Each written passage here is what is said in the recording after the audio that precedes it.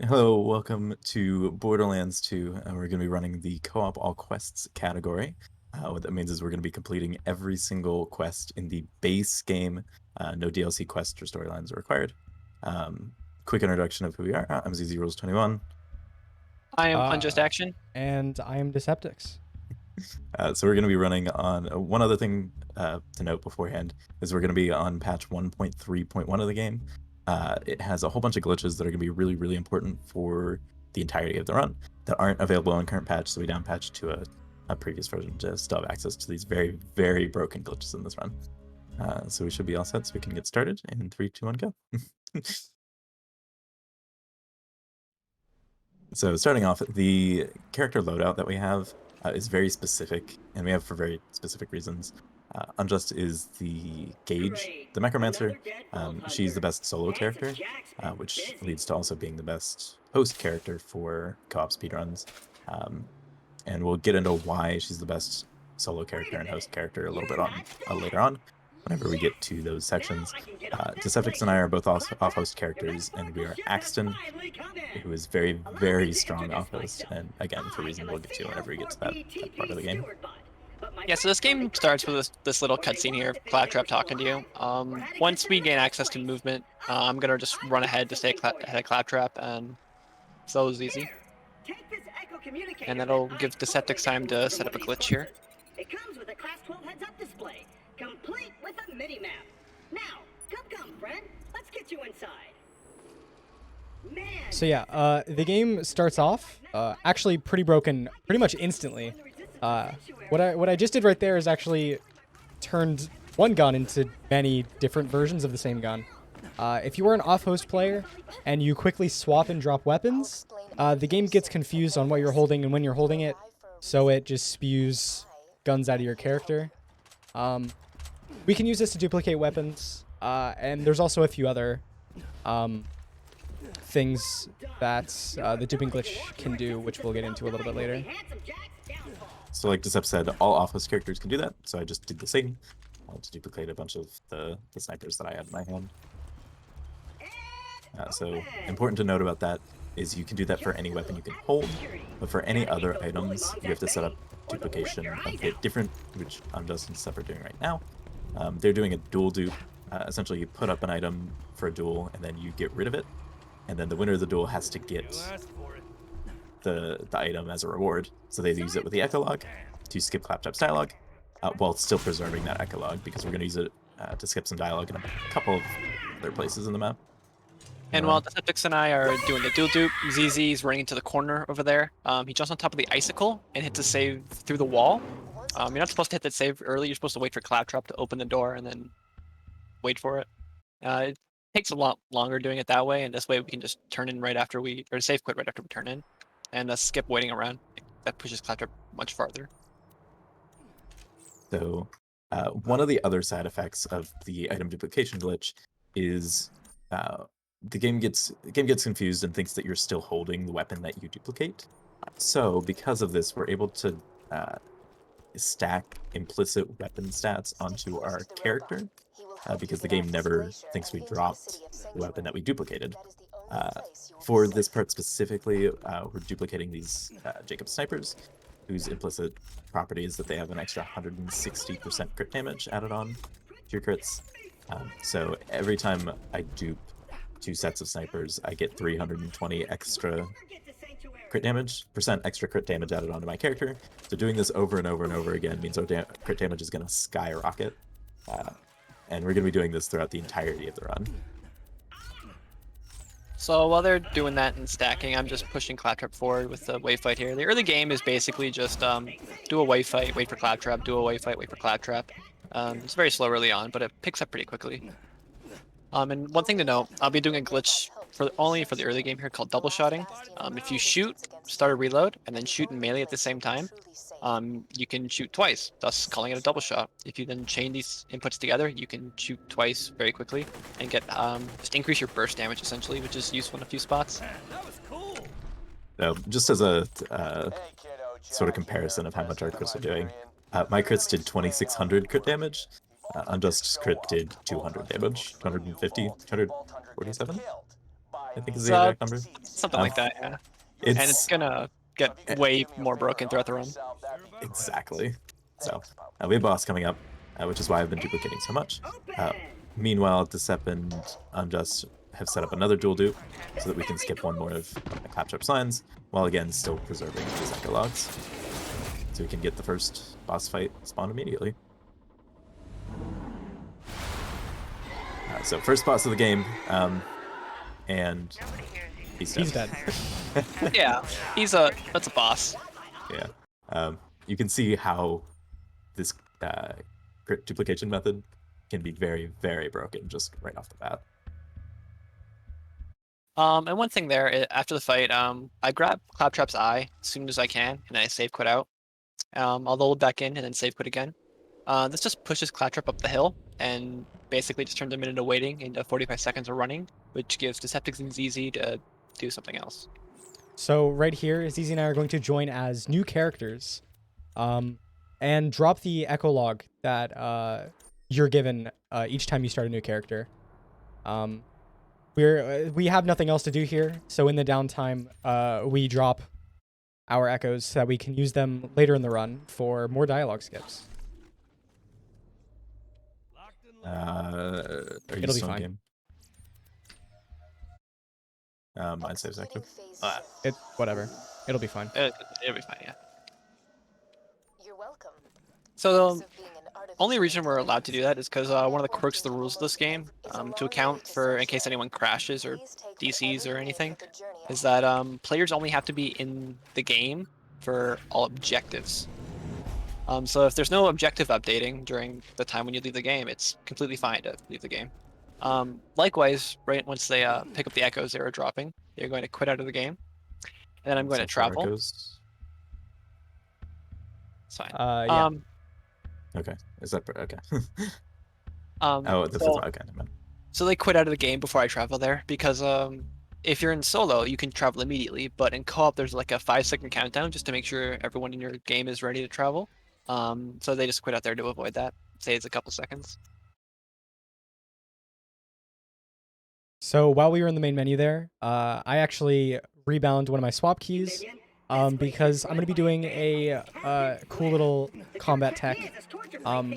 Unjust talked a little earlier about double shotting. You can actually do it a different way. So instead of meleeing, you can swap away from your weapon. It'll achieve the same effect. But if you swap back to the gun and then redo the inputs for the double shot, you can actually chain them together to turn any gun into a full auto mass destruction. It's only useful in one spot, and that spot only. But yeah, it's a little bit of time save. So, I mean, technically I could do that throughout the run, but I'm bad, so I don't. It's also you don't get as much accuracy with it. So yeah, It's you very- don't it's get very accuracy. hard to use. So, it only works there because I can shove my face in the Blue Monk spawns. And they so have, this like, is actually a really interesting fight in how coordinated we are in doing it. Decep and I stay back to kill certain spawns, while Unjust moves forward into the camp to get an angle on some of the other spawns. So That was beautiful. yeah, it's a really neat game of coordination for who's doing what. Yeah, that is the most coordinated fight in the game. For a couple of reasons. One, because of how much we have to route it, and two, because generally we're not going to be doing the same quest at the same time. So And that was also, just- the spawns there are 100% consistent as well. So Yeah, there's a little bit of variance, but you get like 3 spawns on the same side, and then it's mostly all the same. So one thing to note again throughout the early game is that there's kind of like objective. You complete an objective, listen to dialogue. Complete an objective, listen to dialogue. So we're going to be save quitting after pretty much most objective updates throughout the run. We have one more save quit coming we up don't have after one more this. save quit. We just did our last Oh save no, we quit. did. Yeah, I always forget that because ideally that'll be the last save quit of the run, but it's RNG dependent, so we'll see. At your service. So after this cutscene, ZZ's gonna play another echo to skip some dialogue. Normally you have to wait before being able to give the eye to Hammerlock after meeting him, but skip his dialogue and you can do it instantly. So what we're doing here is we're actually traveling back to Windshear Waste. This achieves the same effect as a save quit without save quitting. We need to do that for a certain reason that Unjust can explain. So basically, once you load in from the main menu for the first time, you're starting a global timer that'll continuously tick, even in load screens and everything. And if we save quit right there, which is what the old route used to do, is that we'll actually reset that global timer. And we need that global timer to be active for a certain number of time, otherwise it'll cost us a lot of issues later on. So basically, we just travel out there and travel out to get have it tick for an extra minute or so. Yeah. Essentially, we're losing time there to save time later. Yeah. We made some optimizations to the early game, which made it a lot faster, which means we need the global timer to be running for longer. It's one of the weird quirks when it came to routing this game. Just figuring out how to get around that global timer issue. Your book So is here on we- Hammerlock. Okay, that's fine. So here we see like the first instance of like splitting up throughout the co-op run. It may be co-op, but we don't really spend that much time to get it throughout this run. There's a whole bunch of side quests, and it's the main reason we have 3 people as opposed to just 1 or 2 is because the division of labor is very nice throughout the run. ZZ is going to be babysitting Cloudtrap and just pushing him forward. I'm going to be handling all the side quests in the area. And Deceptix is actually going to do a nifty out of bounds to get very far ahead of where you're supposed to be, get past a bunch of invisible walls, and just to be at a spot where you need to be for the main quest later. Yeah, so normally you're locked off on the side of the map that we're on currently until you reach a certain story objective. But you can actually do a nifty little out of bounds to hit a save points on the other half of the map, which you can then death warp to get to, getting past all the invisible walls, and getting you further ahead than you're supposed to be. So instead of doing the story as you would normally, and then running all the way to the next objective, I will be at the objective instantly as it comes up, and I am able to do it. I was gonna call it Pester Brains in honor of you, but that just feels immature. So right here, I'm gonna hit the save through this icicle, and then die to the cold water. Water's cold. Very cold. Cold enough to kill you. Apparently. So one thing that becomes an issue very, very quickly in this game is spawn locking. Basically, the idea behind that is that there's a spawn cap in this game, and it is very, very low. And when you have 3 people in 3 different areas, all needing specific spawns for different side missions and whatnot, it becomes a huge issue in many different places throughout the run. So in a lot of areas, we'll just be trying to clear as many spawns as possible to avoid the spawn locking issue. I should probably clarify. The diamond horse I've been telling you about. Alright, so we have the next boss coming up pretty soon. Which is the arena that I'm in currently. We just have to wait for the boss to spawn, for the trigger for the boss to spawn. You'll be fine. Okay. Blood Stallion says hello. Okay. I was trying to. You can technically shoot the boss before the cutscene starts, but I missed it right there. But next boss in the game, same as the first. Dies. Yeah, it's very a quickly. boss in sarcastic quotation. Okay, hang on. I'm having issues. We're good. Looks like you dropped a grenade mod. Hitbox problems. Yeah. Yeah. That's one thing about off-host in this game is that hitboxes and pretty much everything else in the game aren't what they should be due to desync issues, especially when you have the amount of glitches we have going on. Okay, so I picked up grenade mod, which triggered dialogue text, which has super high priority. So while the dialogue was being played and the tutorial was being played, every dialogue underneath it got skipped, which is why I was able to shoot the cannon as quickly as I can. But as soon as I shot the cannon, Decep was able to move on to his part of the story because he was already at the place he needs to be. Well done. Now, if you could return to Lyresburg, we could see about getting you off this frigid glacier. Are you getting your spawns? Yeah. Okay. You have rack spawn still? I always have spawns. See some? Yeah, they got Yeah. Um, no problem. So this is where we kind of have to work to make sure we're not limiting our spawns so that all of us are getting the spawns that we need. Except for the story. Me, I'm just trying to get some extra XP. We want to hit level 6 as fast as possible for the big glitch in the run, which Seth and I both have. Can I give you the sniper? Yes. If you're to survive out here for any length of time, you'll need a better shield. So 90. right there. Humbly Ooh, suggest that's going nice. with the old Ooh, I got a die up Razor too. That was good RNG. You'll need to take Oh the my elevator God. up there. So right here, I did the first instance of what's known as a quest swap. Basically, You're good. Good to die? Yep. Okay. so basically just every quest in the game, main quests and side quests have a very high priority line of dialogue when they first play them to just introduce, what to do in the quest. If you grab this line of dialogue underneath another high priority line of dialogue, you can then preserve it in your quest log. You can then play that quest at any time, and it'll skip most dialogue in the game. There's some exceptions, but so basically we can turn every quest that we pick up in the game into a dialogue skip, and this is the main source of dialogue skipping throughout the run. So we have the next boss coming up. That's gonna be going right to the area that he spawns at. Yeah, so this one's actually gonna be a slightly different boss fight from the first two. For the first two bosses, we wanted to kill as fast as possible. This up's gonna try and delay the kill slightly. We'll see if he gets it. It's not always consistent whether you get it or not, but he's trying to go for a trick. We'll see if he gets it. Incoming badass! So yeah, instead of instantly killing him, I'm actually going to delay the kill a little bit. Wait for him to play Minecraft.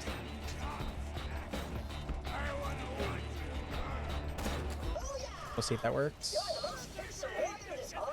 Nice. Okay. So perfect. what happened right there is one of the burning psychos actually hit Claptrap's move trigger early.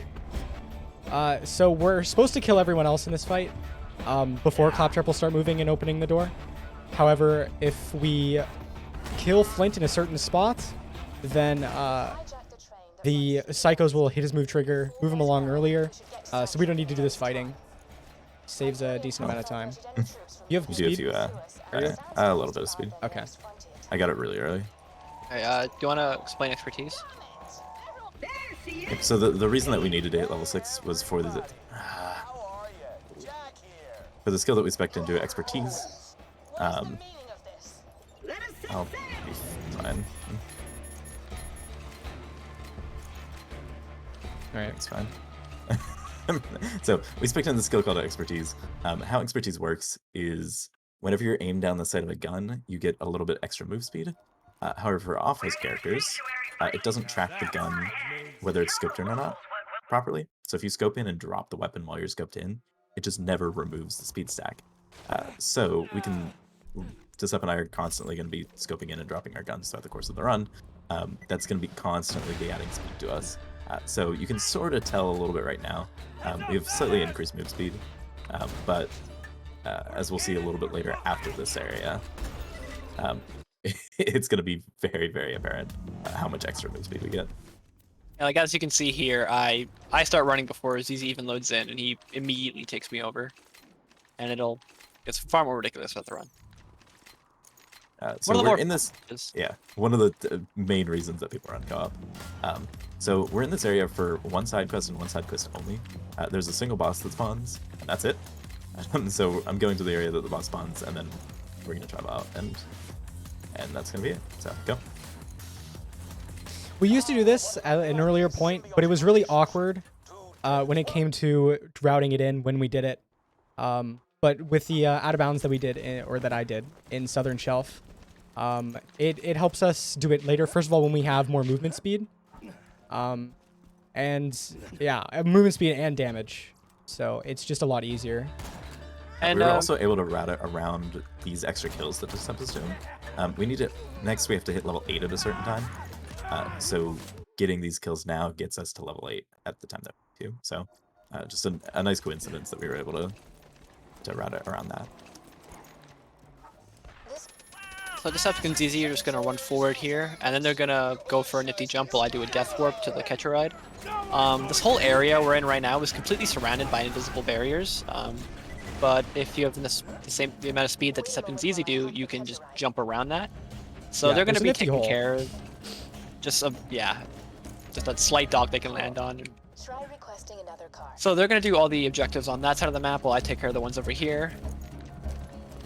Grip real charmer. And then, because Unjust can't move as fast as us, I'm gonna spawn a second car for him to teleport to, so he can get directly over here without, you know, moving his little gauge legs.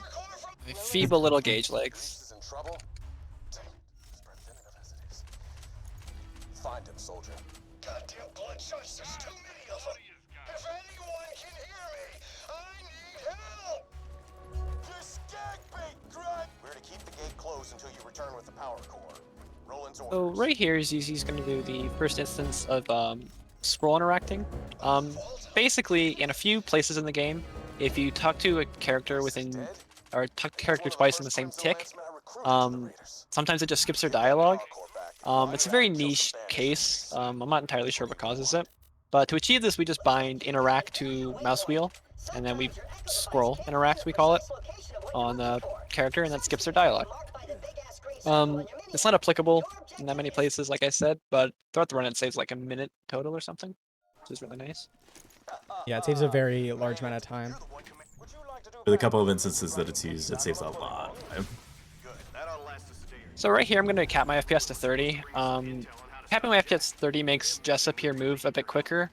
There's a few other places in the run where that's applicable, so if you see me capping, that's the reason why I'm doing it. So we're going for something difficult. 3, So. 2, 1, go. No, I'm not in mine, Okay. It's alright. so I'll wait.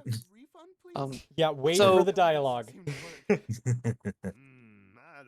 So basically right here, there's just 3 characters we need to talk to, and all of them have a cutscene associated with them. So basically we're trying to enter all 3 cutscenes at the same time, and this all will play, but you only need to watch one. Yeah, so we got 2 out of 3 there, and then we're gonna watch the third. So not bad. But yeah, Yeah, it's not too bad. it's not too bad. Than I usually do. Attention. I only have one question to ask of Alright, so Decep picked up the quest and the Echo next to Marcus at a certain time that uses the super high priority from the quest dialogue and transfers it onto the Echo right next to it. So now Roland talking right now has incredibly high priority and is skipping all of the dialogue in this area, which makes it go really, really quickly. The difference between getting this and not getting this is staggering. It's like a minute at least difference. Yes, it's quite big. Otherwise, this area is just a whole bunch of dialogue and a whole bunch of waiting, and this just skips all of it. Oh, we can skip Tanis. Nice. You mean the masked murderer and bounty hunter? Oh crap! If the Firehawks got him, Roland's in Yeah, whatever. You gotta get the Frostburn cannon and rescue his ass. If Roland has been This is a recorded message to any crimson. I was far behind. I has been targeted by That's fine. four that was really difficult guys masquerading as to get bandits. everything done in They're time. hiding out Hyperion, Hypedall, Jacobs. That's really good. Actually, it's not really good. At least we have a duplicate sniper. The Jacob stock makes the Hyperion not worth. Or the Hyperion barrel not free. I don't have a regular. So, sorry, in Sanctuary there's always a lot going on, and there's just a lot of communication we need to get done. It's always very hectic. What we're doing now is probably the first big RNG quest specifically in the game. We have to do different things with these Bullymons to complete Hamrock's research, and we're kind of at the mercy of just what the enemies do and what we get spawned. We can lose a significant amount of time just based on getting the wrong spawns. So while we're doing this quest, Unjust is driving to the next area for the story. calling them Bonafarts now. Just kill a few of them or something. I don't care anymore. Two. Yep, cool. Okay. So that sorry. went pretty well, considering that quest can be The fire hall very, should very be bad. around here So that somewhere. wasn't too bad. Stay alert. That's So Frostburn's one of the like really cool movement areas. There's tight close quarters, a lot of obstacles we have to move around. One big thing about off-host's Axton movement is there's actually a speed cap in this game if you are in the air. So if you're in the air, you get dropped instantly down to 4,000 units. For reference, normal running speed is about like 590. But that's a lot That's still slower fast. than so like 4,000 is still fast, but it's a lot slower than what we could be running if we are stuck on the floor. So a lot of the routing with our movement is trying to keep our feet grounded, because we can keep gaining speed and just keep our speed. How you doing? The bandits. Could you help me up? So right here, ZZ and I died at a specific time to achieve a glitch called Moonwalk, which is basically just means you can move while in the respawning animation. Also, while during the cutscene there, I rebound to scroll interact. If you talk to Lilith twice in the same tick, you can skip her dialogue that she normally has. I'll fake. I have a few. I can drop one. That's all I had. All right, that's Yeah, fine. that's fine. Not here. The Bloodshot's Wait, do you not? Did you grab it? Yep. Here. I don't know what I'm doing. We're So that's good. another instance of scroll interact, skipping dialogue. You can do Yeah. it again at the end of the area, which is what I will do. That one, weirdly enough, actually skips animations as well. So I have really no clue why that works. Yeah, I don't know either. It's really weird. The old strat used to be just use 2 quests and quest skip through both dialogue, but now we can preserve those quest skips for later.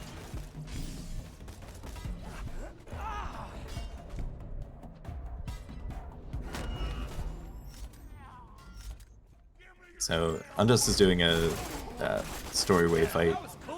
We just kind of have to kill enemies as they spawn. While Decep, he's running throughout the area. He's doing 2 things. He's one, just killing enemies to get even more XP, because the next level cap that we need to hit is level 10 at a very specific area. So any XP that we can get helps. But he's also looking at different chests and drops throughout the area, trying to get certain weapons that we need. We can get them other ways, and we generally have to get them other ways. But if we're able to get them just in this area as random drops, that's definitely helpful.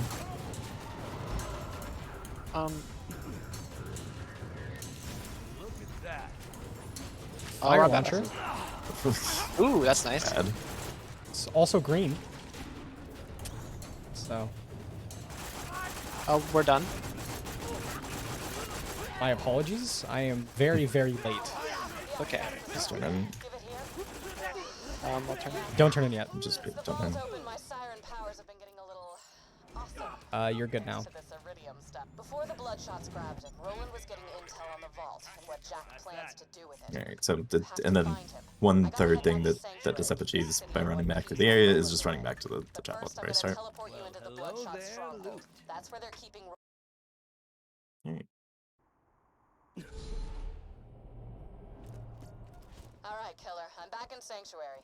Be careful. So, The Bloodshots have camped moving out all on around with the again. story, You'll want to get a vehicle we're trying to sneak up some infiltrate bullets for you. some stronghold, so we need to pretend like I didn't get late.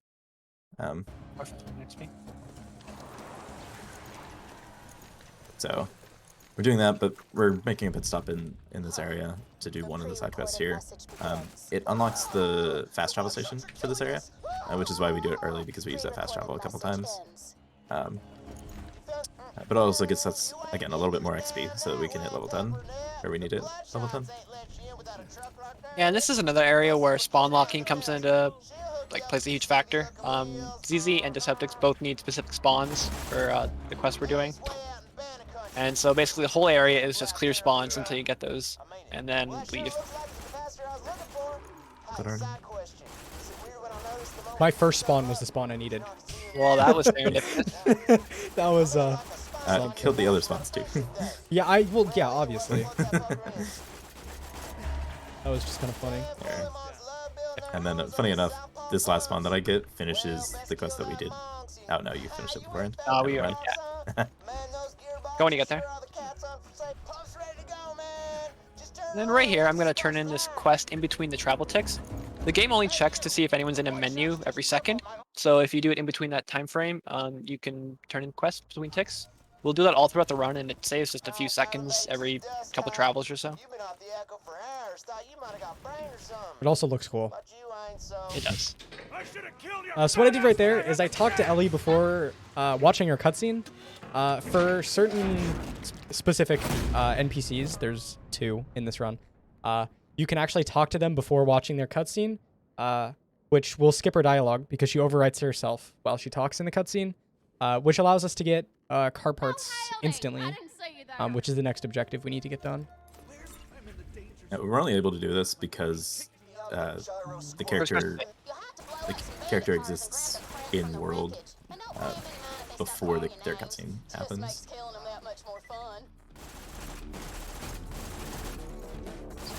Really low on ammo. I believe in you. I don't. You I'm can level up coming on to it. It'll help. be fine.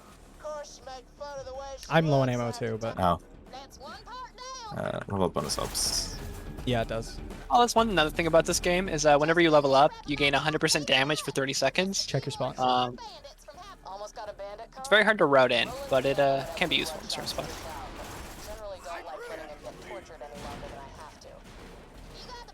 I'm not level 10 yet. Interesting. I'll kill some I'm things 1 XP away. if I can get a spawn. There you go. You can go. So right here we hit level 10. Like ZZ said earlier, when you hit level 10 for a specific milestone, level 10 is when launchers start to spawn. And we need a Vladof rocket launcher for a reason we'll explain shortly.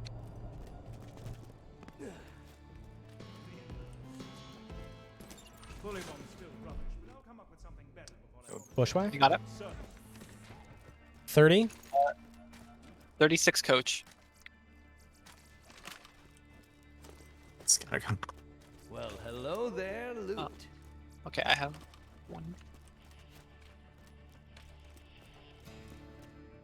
Anytime, We good? soldier. Ready to Do you have head some out? ZZ? Yeah, I have. Okay, cool. I have ammo. Oh, Okay, fine. that went well. So that was first try RNG. It's typically very hectic. That was a lot calmer than we usually are there. So basically, we need a Vladof rocket launcher because in this game, Vladof rocket launchers have an ammo saving property. So every 3rd shot, they will not consume ammo. So if you get the Vladof to the free shot and then swap away and swap back, you will actually stack this effect onto your character. You can do this multiple times, any number of times on this patch. And thus, no gun in the game will consume ammo. We then use Jacob shotguns because Jacob shotguns have a very high base damage and a lot of pellets, which is really good when you are using Oh, for ZZ losers. crit damage. It's fine. They also have an effect where they can fire as fast as you can pull a trigger. And I have shoot bound to mouse wheel down, or I will shortly, and thus I can fire my Jacob shotgun essentially to fire a cap. I'm also speccing into a skill at this point called Close Enough, where any bullets I shoot that hit a surface instead of an enemy will have a 50% chance to ricochet towards an enemy. So I can basically just shoot the floor and everything around me will fall over. Pretty great. It's why Gage is so strong in the run. So right there, if you bind interact to the scroll wheel and interact on the wheel that brings down the drawbridge multiple times, it'll actually move faster. You know, we just gotta we spin the wheel faster, the bridge moves faster. That makes sense. Yeah, I don't know. I don't know why we didn't think of this before. And then Bloodshot Stronghold is actually a really cool map. There's only a trigger at the beginning and at the very end, so we can actually skip the entirety of it by doing a neat little out of bounds, and then leading that into a double nade jump, which I am doing right now. Hopefully grenades are on my side today. Apparently the answer is no. Unfortunately, yeah. Off-hosting grenades are kind of they don't mesh well together. So sometimes they work, sometimes they don't. It's kind of RNG, but you know, oh well. I did get an extra grenade, so I can do this version of the out of bounds just fine. Oh, that's nice. So yeah. Something you can see here is that with my shotgun and infinite ammo, Vault Hunter. I kind of just obliterate everything in my path. And I don't even have to aim at them, so it's very high skill gameplay. This will just take a second. This is the part of the run where everything ramps up so much, because while all that's happening in the previous area, we picked up a unique weapon called the Gwen's Head, It spawns every single time you load into the dust in one of 5 locations, and essentially simplifying things down a lot. It multiplies your crit damage instead of adding on to it. Again, there's a much more technical description of what it does, but effectively what it ends up doing is makes our crit rise faster, quicker. So faster, quicker, are the same word. They rise at a faster rate because we're multiplying our crit damage instead of just adding onto it with the snipers. So you'll see Disep and I now mixing those weapons into our dupes instead of just duping the sniper.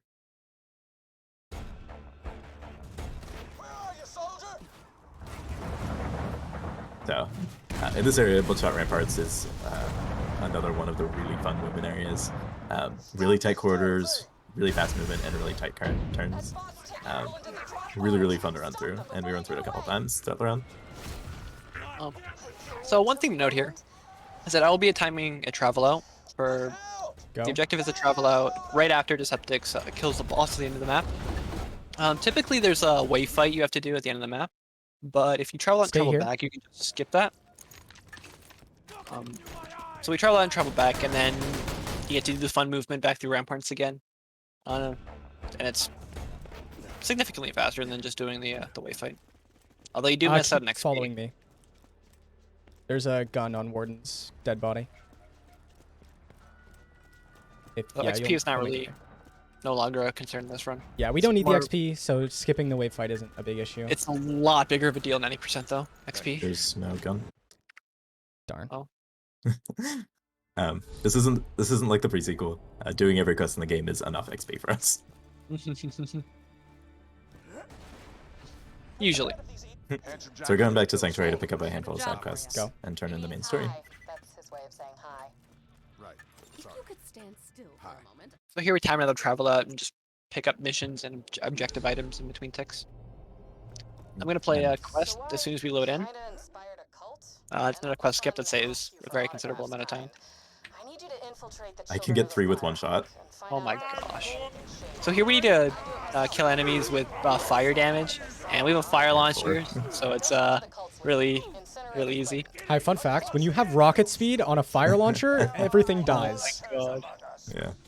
That was- Go. Go. So what we're doing now, there are a handful of quests in this game that are like quest trails, quest lines, Storylines? side quest lines, where it's one quest that you do 5 different parts to. So we're doing one. We're starting the first half of it right now, and pretty straightforward. We're doing it now just because it's a convenient time to do it. So just running through the area to finish the second part of this. We're staying in the same property with echoes. Skipping dialogue we're using here to skip some of the dialogue and for this quest line. So there's a mission where you have to pick up these echo recorders, which we can use to skip lines of dialogue, thankfully. Very conveniently placed. Yeah, the 2 quests left in this area, we can use one to skip the other, which is kind of nice. So I'll pick up one here, just as easy we'll pick up the other one, and travel out. And then turn the mission in between ticks, and that's the last time we'll see Southern Shelf. And we're moving on to back to the story. Meeting everyone's favorite character. That was the new game coming out. yeah, so in this map, Unjust is going to time a travel out. So I'm going to do the next objective, and then we're going to travel out. It'll actually skip a cutscene, which has a few beneficial effects. You're good? Not only just saving time, skipping a cutscene. Because that's also a beneficial effect, but there's one other side effect that's really helpful for some of the side quests that we have to do in the area. If you watch the Mordecai cutscene, he will attempt to help you by sniping enemies from below.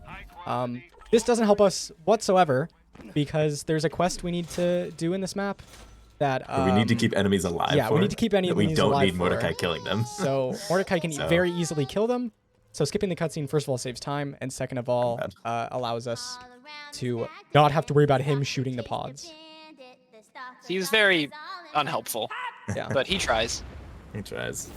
So this was the second instance of being able to talk to a character. I got it. Oh, nice.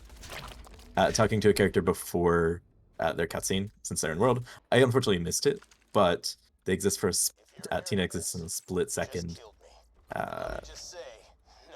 in the world, and before she teleports into. I picked that up too early. Before she teleports. If you talk to her after the cutscene, it takes longer. You're good.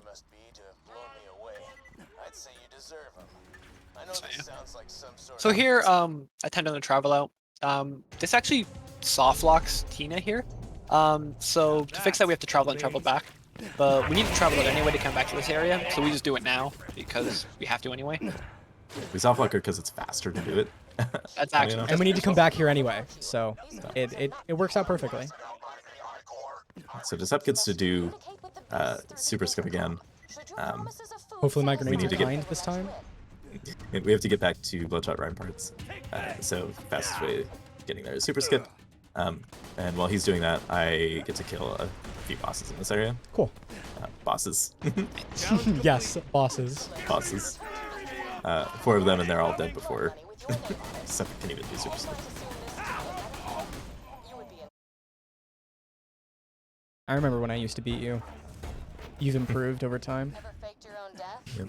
Tricky stuff. Well, we all Did that a couple years back. whenever we get first try, I never had issues. So That's true. Fair enough. Gonna tell Hyperion what he knows. So yeah, this is the last time we come to Ramparts for this side quest. We're attempting to install a core into a body, which he attempts to kill us. So, he's almost succeeding.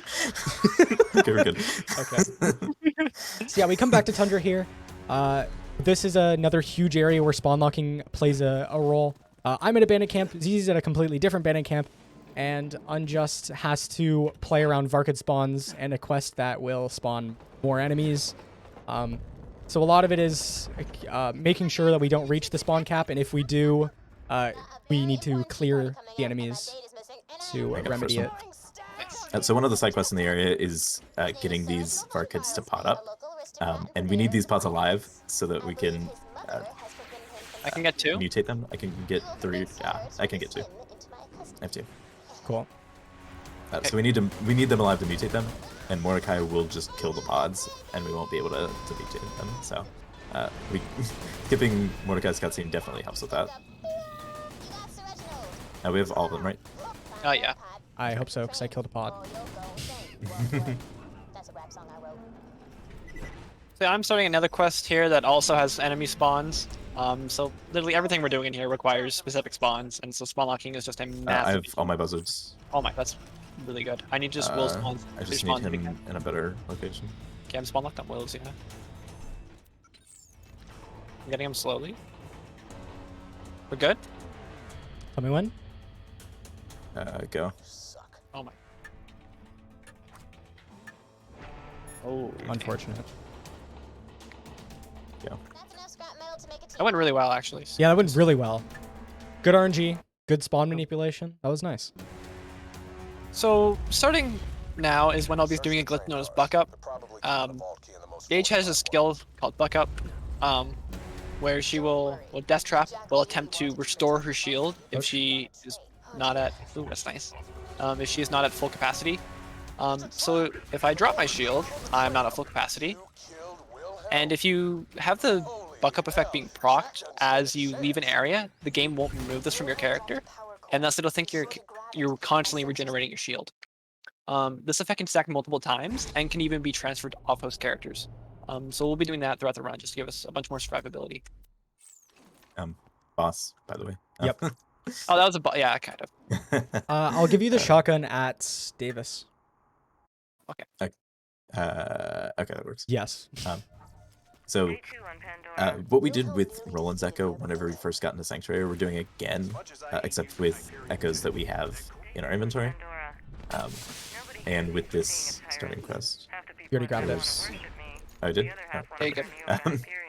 So, we have to play 3 echoes to achieve this, but in doing that, we're able to turn this echo into really, really high priority, which skips all the dialogue in the area, which is really, really fast.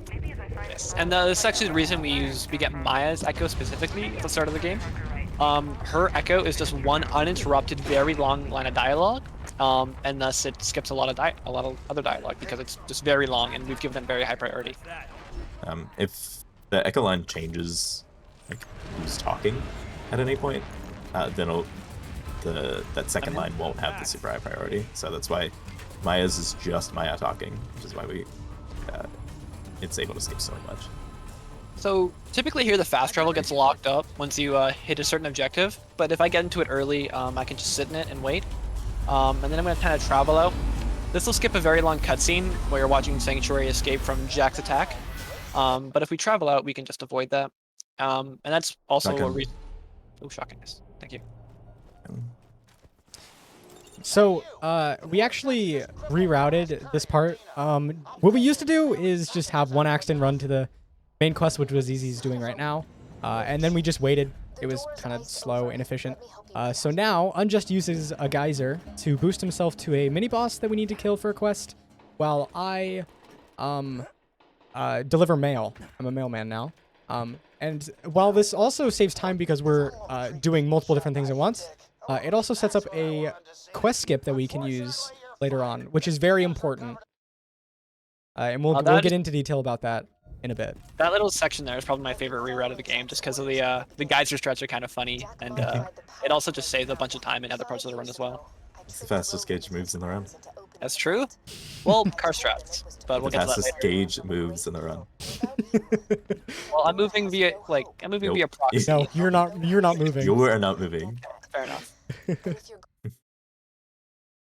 So like we said before, the buck up glitch can be transferred to co-op characters, so I can get a stack of buck up right here. And I'm able to get 2 free and kill some enemies. So at this part of the game, we're actually locked out of the hub map, which consequently locks every other quest that is related to people in Sanctuary, except for Splinter Group, which is the quest that we just used to skip more dialogue in this area. So that works out like perfectly.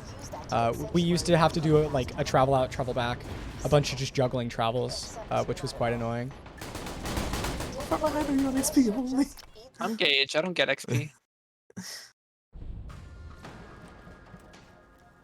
Okay, so now that we're past that, we have Overlook, which is another really fun, very exciting area. Very exciting area. So what's supposed to happen is we're supposed to place a beacon, and then Jack's supposed to attack us to try and kill us with enemies. But there's a fun little failsafe, I guess is the best way of putting it, that we have, that Gearbox put in place, where if the beacon gets destroyed 7 or 8 times, then the beacon becomes invincible. It's Gearbox's way of saying, hey, you're struggling trying to defend this. Don't worry about defending this, just stay alive. Well, if we save quit or travel out after that 7th or 8th time, then the quest just completes. So we break the beacon by traveling in and out, or again, save quitting in solo. And by doing that over and over, force the beacon to break, repair it, and turn the beacon invincible, and then save quit. And it just completes this entire area. Skips a heavily RNG wave fight. Heavily RNG, a long wave fight. Even it's very boring. The travel times and travel delays and running back and forth. While sitting in load screens is boring, that combat is probably worse. It is worse. So. It also saves, I think, like 5 minutes or so. Yeah, it was one of the more significant skips found in recent years. Okay, I did.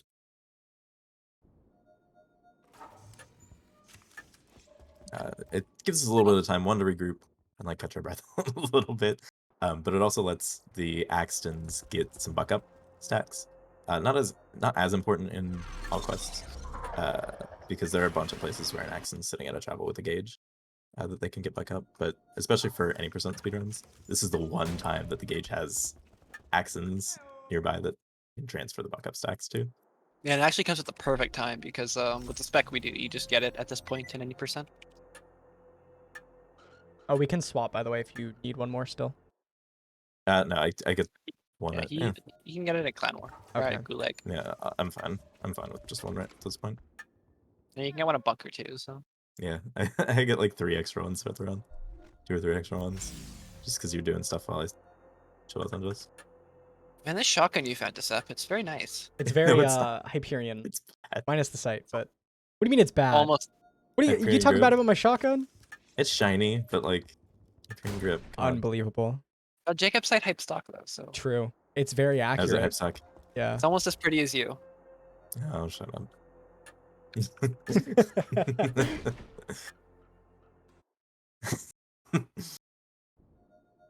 So Oh. there we are. That check mark is the quest just completing. So you can just travel back to Sanctuary without having to fight a single enemy. The fast travel has landed.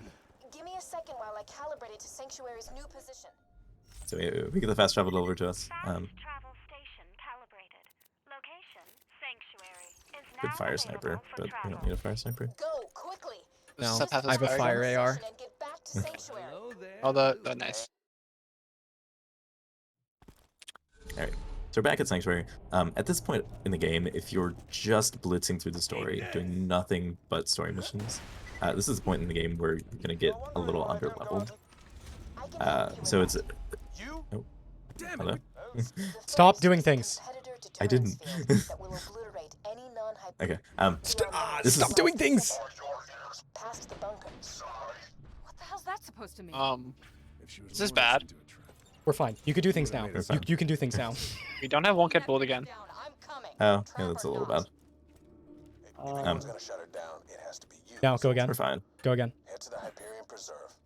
I think I know how to get past the first hurdle. So this is a natural point that Gearbox kind of starting to really push you into do side quests, because if you don't, you're not going to be able to kill the enemies in the next area. So we take this opportunity to do a little bit of the Clan War mission quest line. We do it for a couple reasons. One, it's a really long line that we have to travel between a couple different areas to complete, but it also progresses it to a part that where we can get a weapon that is really, really helpful for the run. So we don't get it quite yet, but we get it to the point where we can get the weapon as soon as possible.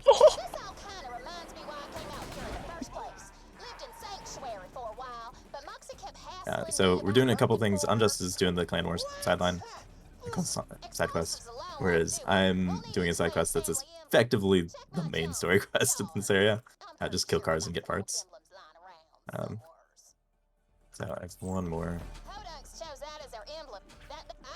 I got it. Yeah, not just. And go.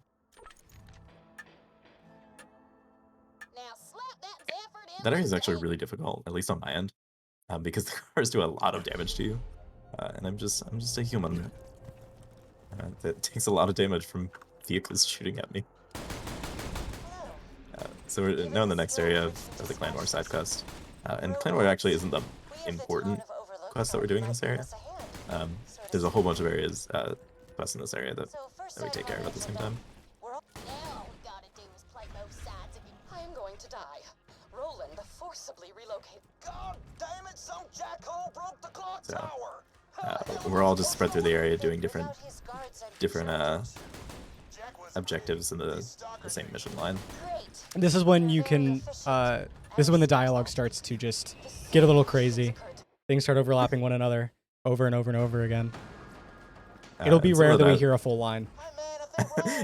Yeah, some of the lines are spawned by RNG spawns, so every single time we go through this area, the dialogue's going to be different. It's actually kind of interesting. You seem to be struggling. Now, me? Sure, Never. I say as I struggle. We're fine. How many do you have? 3. Ooh. I'll be okay. That'll be fine. Probably. No. So just like what I did back in Three Horns Divide, I'm going to spawn a car at the town of Overlook for Unjust to travel to car. Because, you know, feeble little gauge legs can't move that fast, so car warping is a very easy way to get the gauge across the map. Now you just need one more, by the way. Oop, there was one lying on the ground. So I get to run throughout pretty much every area. Through a good part of the map, so it's just a lot of running, which is really fun. Fun for me. That part that I enjoy a lot. Yeah, this And map's I'm really in, cool. and I'm just an overlook because there's a bunch of different just quests around here that you just need to hit E and a bunch of different things. So it's my job considering it's a bunch of stuff in just one area. Sorry about Dave. He's a... Now that our brains aren't going to rot from the inside, I have uncovered... He also gets the benefit of finally being able to clear up some of his inventory. Yeah, it's been pretty full because I got to carry the echoes, and this quest requires shields, so I have to carry 5 shields and 6 echoes. So I don't get a whole lot of backpack space. You're really low in XP. Yeah, just a little bit. I don't have a shield. You don't need one, you're fine. So here again, I'm going to count my FPS. There's an area in the there's a character in the next area where he seems to move faster if I'm on 30 FPS. I don't know, haven't really done much testing. It seems like it though, so. Superstition at this point. Yeah. More or less. Well, hello there, Loot. Now, Here we have every favorite co-op all quest runner's character. No? Mick Zafford, the other clan in the clan war. He definitely doesn't lose any time for anyone in a run. Never. Go. He also adorably tried to write a book about his Here I'm going to turn in between ticks again. And we travel out and travel back just to skip a bit of dialogue and some more animations. And so at this point, Mick Zafford just needs to get to... Well, he needs to open a door for us for the quest. And he is in this corner. Now, when we load into this map, every character in this bar gets a move trigger to come block him in this corner for some reason. So sometimes he just gets stuck there, and he will not get out. Here we got lucky, and he did it immediately, so that was helpful. You can actually just lose runs to him getting stuck in the corner. It is very frustrating. Oh my... This app, come look at this amp shield in this vendor. I won't look at the amp, but you can look at this. Ooh, that's pretty. Mmm. Get ready. And go. I was hoping you just bought the app and left it there for me to see. Look for Stalker of Stalkers. Alright. Well, oh, no, we're done with that quest. We finished. Oh, okay, okay. We're good. I can turn it in, right? Yeah, if you want to. Why not? So yeah, we're just going back and forth in a lot in the split between the Dust and Overlook, just to do the clan war mostly. This is probably the biggest cleanup split in the run. The biggest pure side quest. I guess it's not entirely true. Unless you want to count the end. Yeah. That doesn't count. Okay. Once you count after we've done the main story, then yeah. This is the biggest, during the main story, this is the largest cleanup focus split. And simply because of clan war. Having to oscillate between the two areas. I don't have his shields easy, so we might be fighting for buck up here. That's fine. Oh, I only have one. I can give you my shield because I have the 16 one. I'll ding it to be fine. Probably.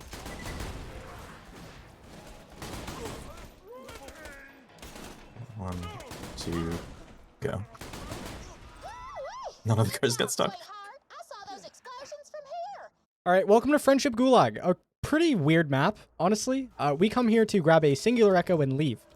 That's it. That's all that Friendship Gulag really has to offer. Technically, if you take too long during one of the main story quests, it'll bring you here. But you know, this is a speedrun. Right? Yeah. Too long for a quest. Yeah, it's a really underused area. It's kind of underused. That's an understatement. Yeah. One echo.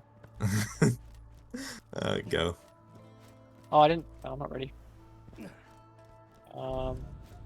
Sorry, yeah. Help me get them hodunk bastards. Good. So here is like probably the funniest dialogue skip in the game, I think. Basically, we're doing a quest flip, and then turning in that quest to get the next quest in the quest chain under its own dialogue, essentially. Because for some reason, even though the quest is turned in, the dialogue keeps playing. And we're about to do the same thing again, right here. One of the funny quirks about having quest chains like Clan War is that you can do funny stuff like this.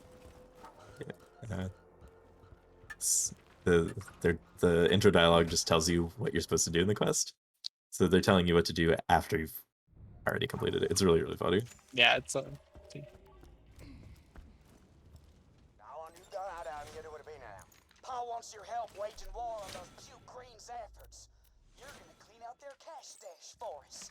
We got a dead drop out in the Highlands with all the details. Go get it. So this is a a very slow part of the clan war mission. We just kind of have to follow the bagman. So we're kind of the reason why we save it so much early game is skipping these kind of escort missions and just waiting for animations. We can't do that for this one, unfortunately. We have to travel with him. So it's a good place for Decep and I to catch up on some stacks. We need to do a little bit more. The sniper that we have, the reason that we swapped to a different sniper is because the Jacob sniper that we start with, well, it gives us a lot more crit. It hurts our accuracy a lot. So we swapped to a sniper that improves our accuracy, or at the very least just doesn't hurt our accuracy as much as the other one does. Yeah, so catch up on that to increase our accuracy, stuff like that, while just gets trail the bagman. Go. I have to spend the whole area running and following this guy, and the subjects can just catch up to us in 2 seconds because of his speed. Speed. Alright, so we are just about done with this cleanup section. We have one more quest we have to finish, which I'm going to be finishing while Decep goes to the travel for the next area.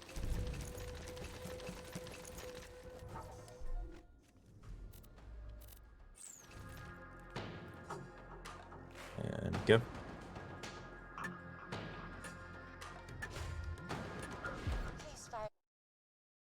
Don't move. At the start of the area here, I'm just gonna play a quest. Ooh, I don't know where it is. There it is. Sorry. Play quest. This is just gonna skip a bunch of dialogue and avoid a bunch of waiting around.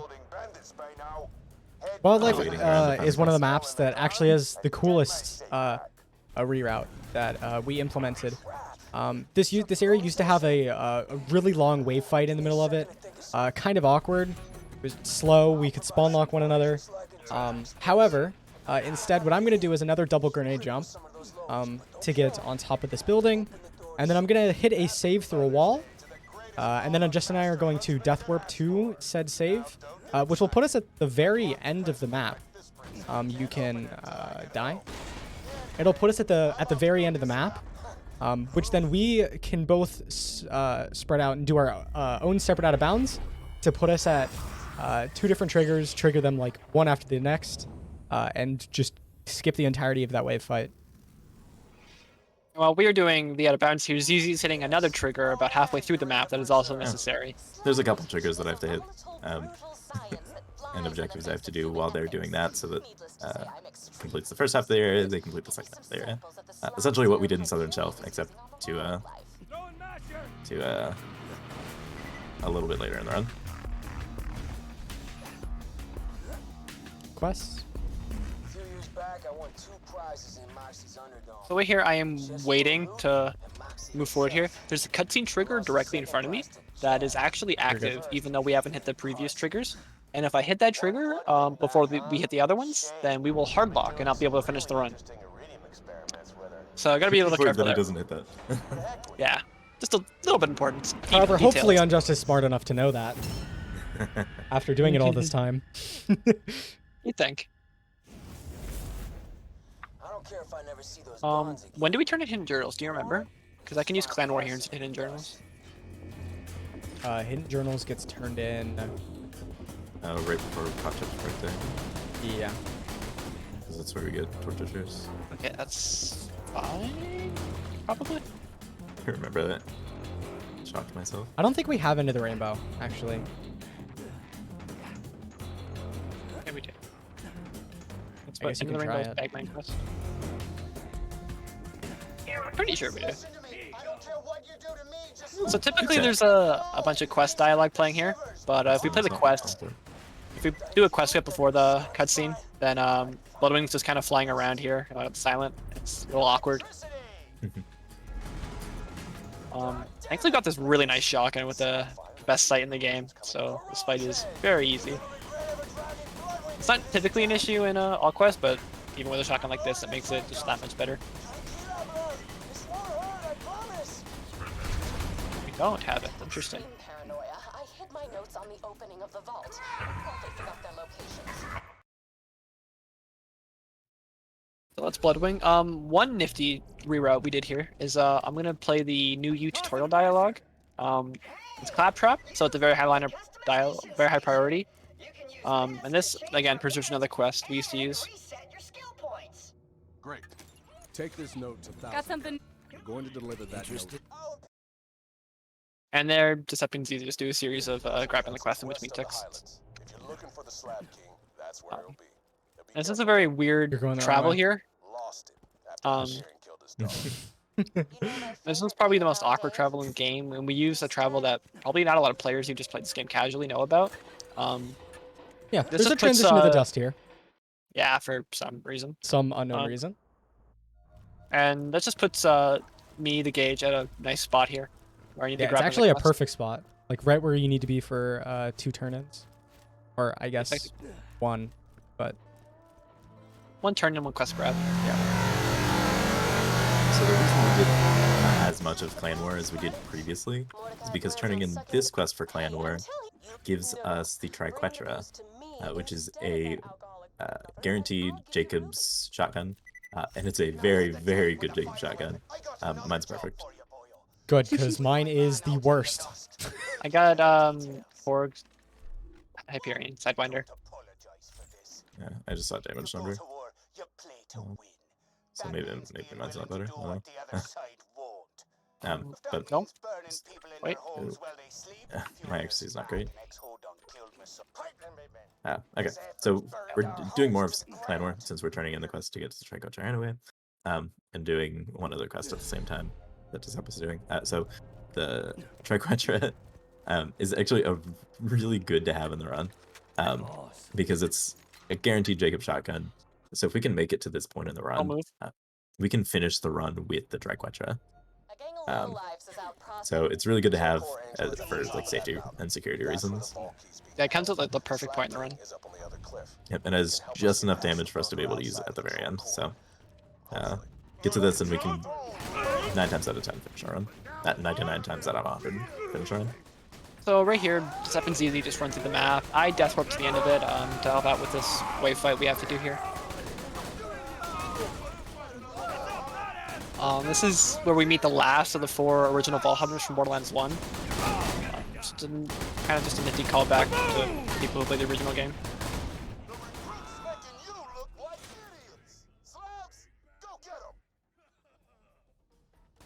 Of course, it's Jacob stock.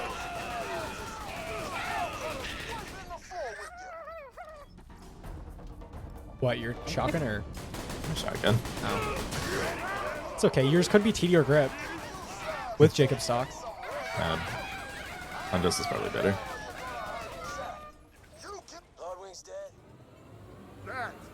Or grip Hyperion stock. Yeah. Or grab Hype Stock Sidewinder. Yeah. Torque Sight. Mm. So we do not have the quest here. I'm playing I guess- Arms Dealing. I guess you can click it. You might as well. You never know. Yep. Okay. Shotgun's on the ground. Is he Scott?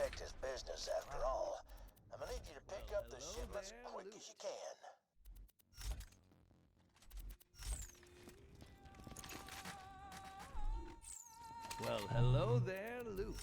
So, the Vault Hunter met the So normally we'd play a specific quest that would skip all of this dialogue. Unfortunately, it played during Sanctuary because of some dialogue complications. Gee, he's using Uh, mortars again. He's using mortars. So Unfortunately, yeah. yeah, I don't know why that happened. Sometimes dialogue decides to just break out of nowhere. Can I have a Sorry, copy? finicky in this game. No? Okay. Oh, did you not get one? No. Oh, sorry. I thought you did. Okay, so I'll get you one at some point.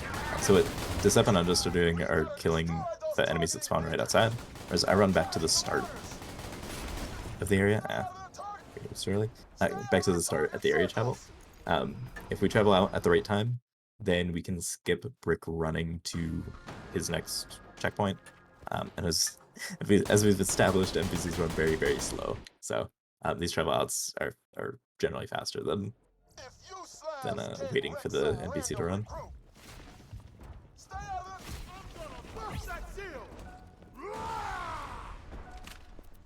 So again, I'm gonna wait at the start here to travel out while Dissep and ZZ progress the quest. 1, 2, 3, 4, 5, go.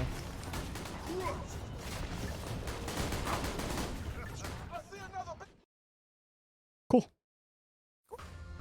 So again, this just pushes Brick forward and then skips his running animation. Very slow running animation. It also eliminates RNG because he will attack certain enemies, and if we get unlucky with spawns, he can actually be further back than normal. Yeah, so Dissep's going to be doing the wave fight. While he's doing that, I'm doing one of the other side quests in the area. Scooter is trying to write a poem for a girl he likes, so he's trying to get some phenomenal inspiration for his poem. And I'm trying to body block Brick so he's closer to where he needs to be at the end of this fight. Fortunately, we got bad spawns initially, so he wasn't in a great spot. But hold on. Punk. You have a punk. You have a punk. It's not very good though, so if you find a better one, I'd appreciate that. 15%. Don't buy it. I did. Go. Remember the punk? Sorry. Priorities. 20 coach. That's something. Oh, Moxie. Yes. Tossing grenade! Hey, Slab. To be honest, I got no. You want my camera, huh? You can borrow it. Go. Lugging that boot. Great. Take that camera to opportunity. It's my part. You see him double yet? So We it's don't get Claptrap's it. We don't get it. birthday. We don't get Hyperion. We don't get Hyperion? Nope. I mean, I can try, but yeah. The Hyperion Corporation wishes That's to fine. extend an olive Alright, branch so it's to Claptrap's the birthday. world. So we're gonna invite some people to come join his birthday. So we're in the Holy Spirit, so there's a whole bunch of people in here.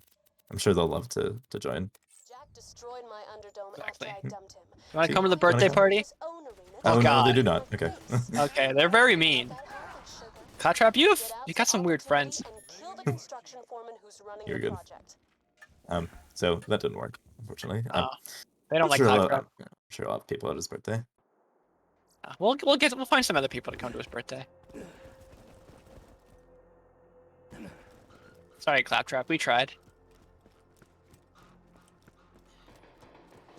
I would never turn around and then see you turned around and then turn around again. I would never. I left before you did. I would never do such a thing. Fine. Okay, so here we have opportunity. In solo and in co-op 80%, it is a very, very short area. In co-op all quests, it is very, very long area. Solely because of this one quest that I just picked up. Statues. We essentially have to escort an NPC through the entirety of the map. And it is a very slow NPC, as we've established. And there's a couple ways that we can speed it up, but overall it's still a really, really slow quest. Yeah, the only way to There's not many ways to speed it up. I mean, don't get me wrong, I get it. Get away from the explosive, sugar. They're gonna make a big boom. Dicks! I'm talking about dicks. So the only way that we really have to speed up this area is something that we're setting up right, that Unjust and I are setting up right now. If you kill all the enemies, so we have the constructor. It's going to all of the Jack statues in the area. And if you kill all of the enemies around Jack statues before the constructor gets there, once it gets there, it'll respawn the enemies. If you kill them again, the constructor will move immediately. It only works for the first 2 areas. So it's not a be all and all way of speeding it up, but it's what we found that can speed it up at least. And it does save a significant amount of time. Yeah. It's still, yeah, not a great area, but no, we do what we can. I'm not even get this is like a minute-long area in solo or in co-op 90%, and it's like an 8-minute one. Yeah. In all quests, solely because of this one quest. So you can see the constructor's laser is still going here, and the statue is very much not destroyed yet. He's got shiny anklets now. That's about it. Those are more like Violets bands or something. Thigh bands. Thigh bands, yes. It's a new fashion fad that Jack's starting.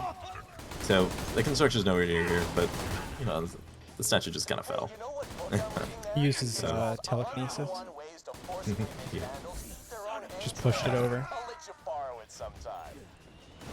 This is where spawn locking can also come into play. There are a lot of enemies that spawn in this area, and in this map, and we need the areas around the constructor to spawn. So we've been trying to clear out spawns as much as possible to get these enemies so that we can kill them as fast as possible. So now that we killed the last constructor, this constructor is gonna teleport away, and it's not done cutting. Did you know that some people on this planet still believe in silly superstitions, like angels, demons? That warlord spawned out of thin air. We like to call them bandits. So if I keep watching this statue, check mark, finish cutting, it's not normally close to it. So unfortunately, those are the only 2 that we can do this for. These next 2 are kind of just gonna show off how long it really takes. Hey kids, did you know your chances of being disemboweled increase So something we talked about a little bit at the very start of the round with the duping that we're doing is you can dupe any implicit weapon stats with the gun. So we're duping the critical damage from the sniper. If your weapon is a melee weapon, it gives you increased melee damage. You can dupe that melee damage. There's a whole bunch of things that you can dupe. What I just duped is a Moxie weapon, which we got from the other mission in the dust that doesn't have us doing, but shooting a van. And Moxie weapons have a unique property of healing you for the amount of damage, a percentage of the amount of damage you do. So I duped that a couple times, and all damage that I do is going to be healed back to me at a certain percentage, which also stacks. So I have a lot of healing just by dealing damage. Let's see if it can take a little bit of, yeah, I guess not. Hey kids, did you know what your moms and daddies gave up so your family could have an opportunity? So you can see how long it takes. Whenever you have to wait for the constructor to cut the thing and then wait for him to go to the next area. It loses a lot of time having to wait through all that. Yeah. So like right now, the only thing we're waiting on is just the constructor to get done with the last statue. So Yeah, we can do the rest of the area as leisurely as possible because of how long the constructor takes. But he does give me a nice big piggyback, right? So, you know. Can't dislike him too much. Priorities. Indeed. Your work's done. Now then you want to attach the pocket Have watch you found with any? I don't know if you've even been looking, but have you found a slightly better duping sniper at all? I've not. Okay. I see the I can see it's very, very bad. Yeah, mine is 2. all done. Now grab the voice modulator. Maybe Jacob's stock is not too cool. Like, I don't want to think about what this would be without the Hyperion Barrel. Weapon sales have skyrocketed since the opening of the vault. No, I'm talking style. You look at our guns. Do you have a Mellow launcher? Yeah. Increased accuracy, stabilizers. I have a slag one. I have a shock one. They offer class. You buy from those war hippies in Malawan, the gun's named like the Fervent Gospel or the Guileless Provocateur, some pretentious crap. So we're this ep is doing the main quest up until a certain point. Like we're just about ready to complete it, but we're waiting to finish that main story quest until the constructor's just about finished, so we can do a quick little dialogue skip with the story quest. Words with half, words with meaning, words that evidently nobody in this room understands given the blank looks you troglodytes are giving me right now. Look, when you pick up a Hyperion shotgun called the projectile diversification, you'll know it was made by smart sons of bitches. Or smart sons of bitches. Jesus, is anyone writing One this funny down? thing Give me about this gold constructor is every that he's very thorough when it comes to his job. Is that so you can see in about a second here, his laser's gonna go completely through the statue, and he just keeps trucking away at it. He's like, nah, I'm not done. You can go. Now, unfortunately, So I just have to hit this last button Jack's after voice Deceptix picks up the security main story item, and that skips a bit of dialogue there. And we're finally done with that wretched area. And it's time to party, everybody. Time for the birthday bash. No, we're gonna try and invite the people around Sanctuary to go to Claptrap's birthday. Oh, so Come on back, buddy. It's time to start the party. Doesn't look like it worked. That's okay. We can go to Claptrap's party. Nah, I'm leaving. This is a boring party. I'm out of here. What? Yeah, I'm out. I'm leaving. Sorry. Fine, I'll stay with Claptrap. Well, I'll stay with Claptrap. Oh, yeah. Couldn't take it anymore, man. It's too much. He's just dancing. What do you mean it's too much? There's an entire quest about it in BL3. Alright, fine. I feel bad. I'll come back. Lilith, Mordecai, you're protecting the city. Come say hi to Claptrap. Okay. And then I'm gonna leave. What? Any questions? Yeah. Ah, Why ain't I going? I gotta pay Hyperion back for Bloodwing. this is unacceptable. For now, I need No, Claptrap. I have to leave for a quick second to finish one of the quests around Sanctuary. Just pick up a couple of echoes all throughout the area. Yeah, sorry, And Claptrap. then we I got- can join Claptrap. Hey, you got you some pizza. Do you want it? I mean, You got your pizza. You I want don't it? see any pizza. Pizza. There's a pizza. Yeah, I'll have it. Nice. Thanks, Claptrap. It's time to buddy. get Claptrap to 1,000 cuts. We need him to shut down the force field. make it painful, guys. This is gonna be fun. Oh god, Claptrap tracks you. It's If you low come to the Tracking center is of so town, weird. there's a better duping sniper. Sure, Cloak Thank you. prattles around on the ceiling, but it's hardly the same. Jack has taken so much from me. Work still? Jack has taken the only happiness I've ever had in his Huh. asinine quest for Okay. the warrior and more power. Alright, we gotta go home now, gotta go, Claptrap. yeah. We got stuff to do. Music. We got On this occasion, stuff to take care of. I will allow myself the revenge. I will allow myself to aid in his downfall. Mark my words. So we're not actually gonna finish the birthday bash. We gotta leave early, but you know, we'll see you later, Claptrap. If we do that, then we can skip his last line of dialogue. He ends his own party early. But we can skip dialogue to end it faster. Shut up, Rocco. All right, Slab. A Hyperion supply just landed in our... So there we play a quest and then turn it in and pick up another quest. And that just skips all the Claptrap's dialogue here at the field, saving a bit of time. Let me tell you, my accuracy is so much better now. Just with like a couple of dupes of it. I did dupe a lot in Sanctuary. I do a lot of I dupes messed there. up. I died a little bit early, A little bit? just a tad. So I'm supposed to do a death warp here to get up toward Deceptix and ZZR. You might have to re-hit the save. Oh god. No, you're good. Oh, my accuracy killing the turret. So yeah, I'm supposed to be over here just to help get the spawns we need to progress the quest.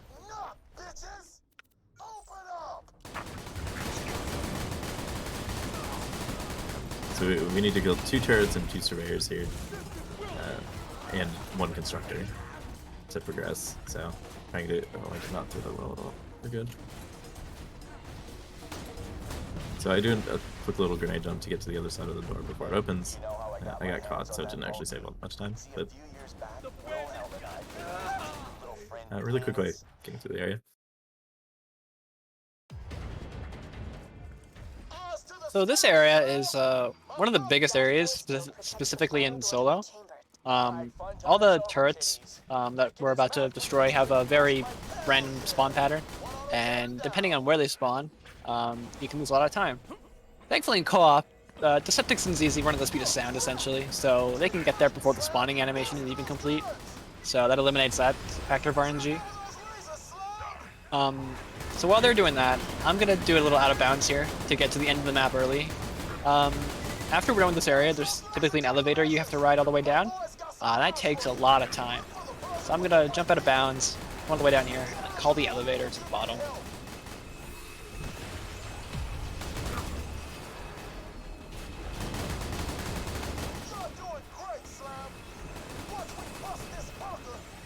Are you shooting the Hyperion sniper? Shush. I was hoping it would be a little bit more accurate. Dude. And it wasn't.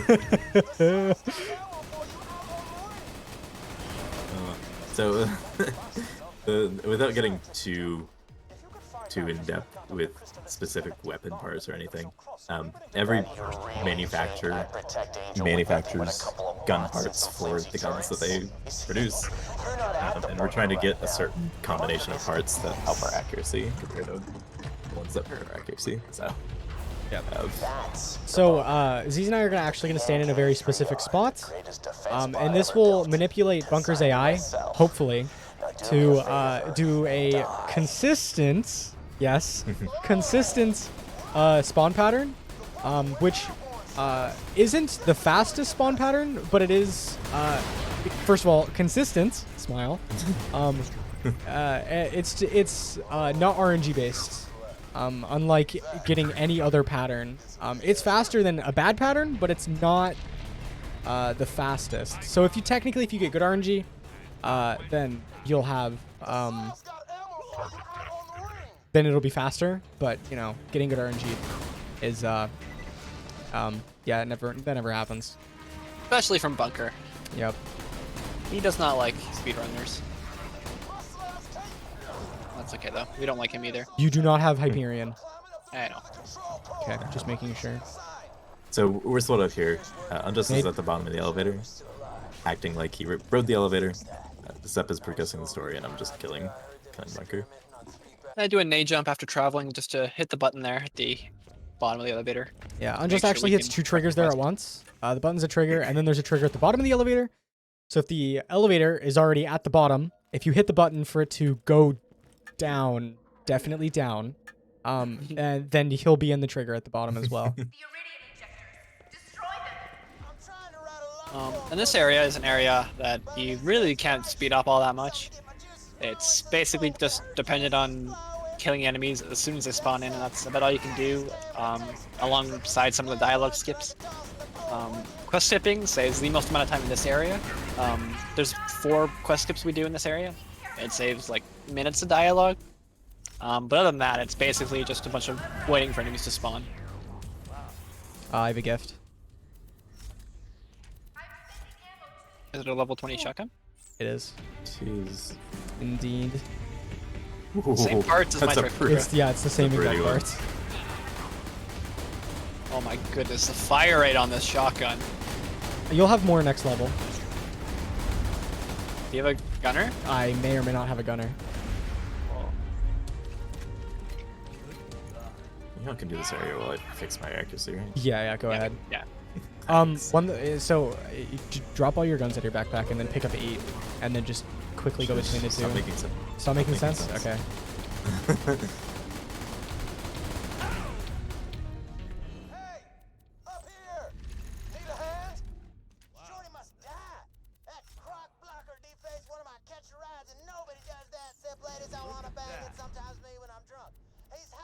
Okay, I messed up my infinite ammo, but yeah.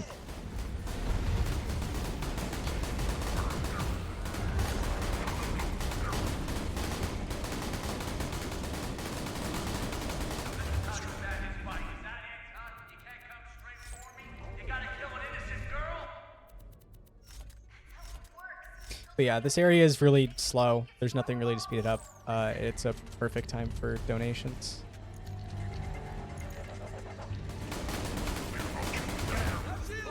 One thing to note here is whenever Roland's on the ground, he will follow the host player. So my job at this point is to lead Roland to where he needs to be after we clear this next wave. We do this one point or another time throughout the area. There's one more trigger I need to lead him to. One thing to note is that he won't actually stand in the trigger.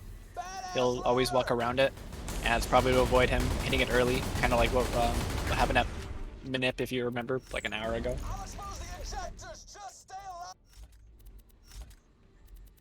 So Roland's right where he needs to be and climbs up immediately. That was like another thing that was found recently, fairly recently, that can speed up this area. Before it, I remember just having times where we just lose like 20 seconds out of nowhere and I'd be very confused. So that was the culprit. This is my vow. Every friend, every child, every person you've ever passed on the street. She's so much better. My god. Yeah, I'm no longer picking up Jacob's stock. Ever. Yeah. I don't care if that was the reason. It could have been dull grip, but that stock? It could have been just that we had all the Jacobs, and it just... No, because it wasn't that bad. But... No, because it wasn't bad. It got worse as I duped Hyperion. Yeah. Which is the opposite of what should happen. Honestly, not surprising. Considering Like, Jacob's stock. But... Yeah. But I mean, So this is Cannon's double playing Jacobs. Yeah, but stock. Yeah. Stock is important for it. So I'm just gonna again lead Roland to the spot here. And this is the section of RNG in the run where Lilith she needs to teleport here to take Roland up to the last objector. She can take anywhere from instantly or 10 seconds, depending on how she's feeling. We actually got really good RNG there. She usually takes a lot longer than that. We might be able to manipulate her just by keeping an enemy alive if she teleports. Or like if she's mid-phase walk before. I don't know. Just thinking out loud. So, Decept and Unjust are going to set up another sequence skip with some remaining echoes. So, play an echo, play a quest, play an echo, now this my echo has super high priority, and we'll skip the rest of the dialogue in the area. Yeah, we actually turn one of the shortest lines of quest dialogue in the game to, I would say the longest in Maya's Echo. The quest we use is Go. Marcus, the Bane, Marcus, the Bane. That's it. And here we travel out and then turn to the quest. This skip's a really long cutscene that typically plays in that area. So instead of watching that and traveling back to Sanctuary, we travel out. Decepticons will death warp to the fast travel station back at the top of the map, and we travel back to Sanctuary. This takes like 20 seconds, but it's still a lot shorter than sitting through that cutscene. Yeah, the cutscene's like a minute. 10, 20. Something like that. My cursor wasn't over the Sanctuary beacon, okay? Mm-hmm. I preemptively hit the spacebar. So Zed. go to Zed. Zed's Zed good. and Scooter, Scooter, Moxie. then Moxie if I can make it there. We can slow down for you. No, I can make it to Moxie. I should be able to. You okay? Did I catch? I tell you, man, I'll never forget that time Roland and all them jumped over. Did you make it? I would have if I counted correctly. I thought I had more time than I did. No, I did wasn't not. even. I turned in Scooter in between takes. Okay, yeah. That's fine. As long as we know that we need to get Moxie later, it's fine. So here, we're back in the dust. The next story area we need to go to is Travels in the Dust. But we're also going to finish the Clan Wars side quest that we started a little bit ago, as well as some other side quests that are lingering in the area. They're the chosen one. I think we might have it. We do. Typically don't have that quest for quest swapping, but we do this time for some reason, so it's nifty. Have fun with fire rate. So we finished the we finished Clan War, and with how much we get angry at Zed, or not Zed, at McZafford in the first part of the Clan War, and as much as we'd really like to kill him, there's a glitch that can happen with the Hodunks that we might not be able to turn in properly, which loses a lot of time. So much to our disdain, we keep Mick alive, and we side with the Zaffords instead of the Hodunks. Otherwise, it can just soft lock randomly, and no idea why. So we're in an area called Lunchwood right now. This area is solely side quests. There is no story mission that you have to do here, but it's a really interesting area regardless. It's a big area with quest objectives in 3 different places in it. Lucky for us, there are 3 of us. So we can spread out in the area and do the different objectives as they pop up.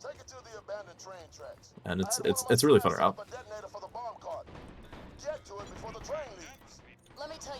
It's one of the more interesting areas. It has a lot of just different quests in all different parts of the map. It's one of the areas where having 3 players is like particularly advantageous, or like really showcases why having 3 players is really good. So we're doing such a wide range of different things in here. We're blowing up a train, we're robbing a bank, we're raising a dog, skag. We're getting a cursed weapon. We're doing a lot of different things in this area. Really good itinerary.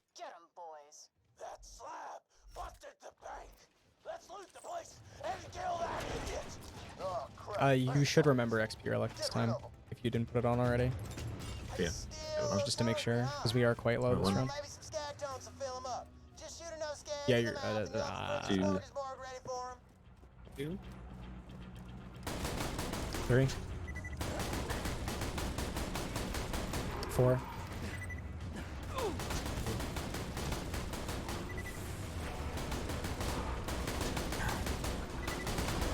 5. You're good. So that's a completely RNG quest.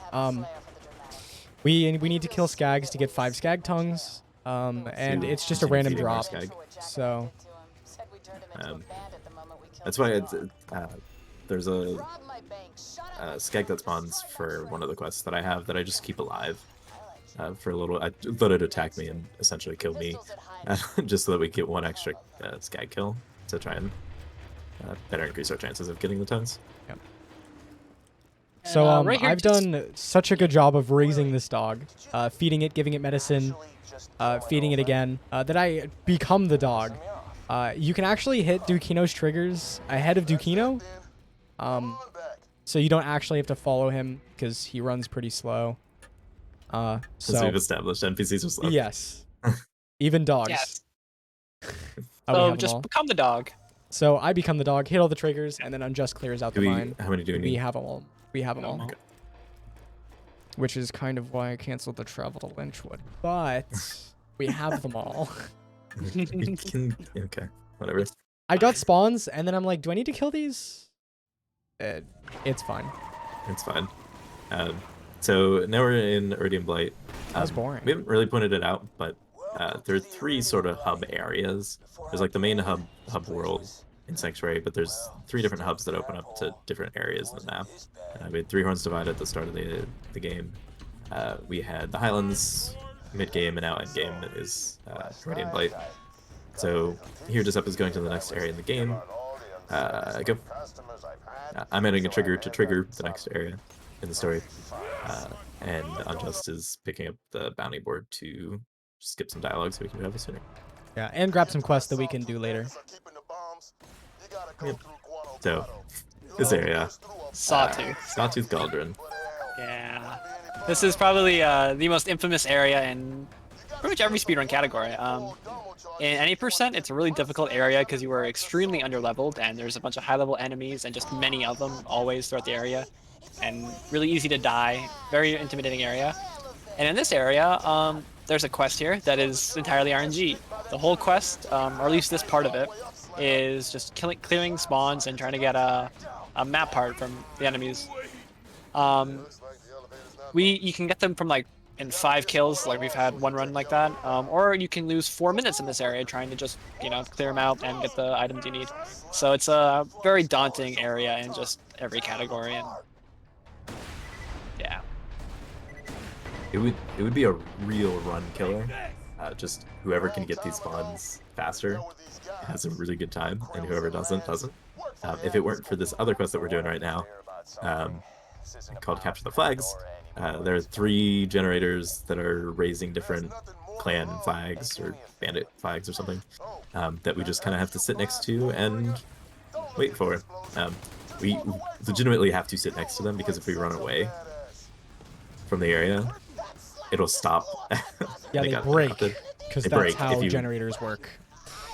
They break if you leave the area, so we just kind of have to sit here and wait for them.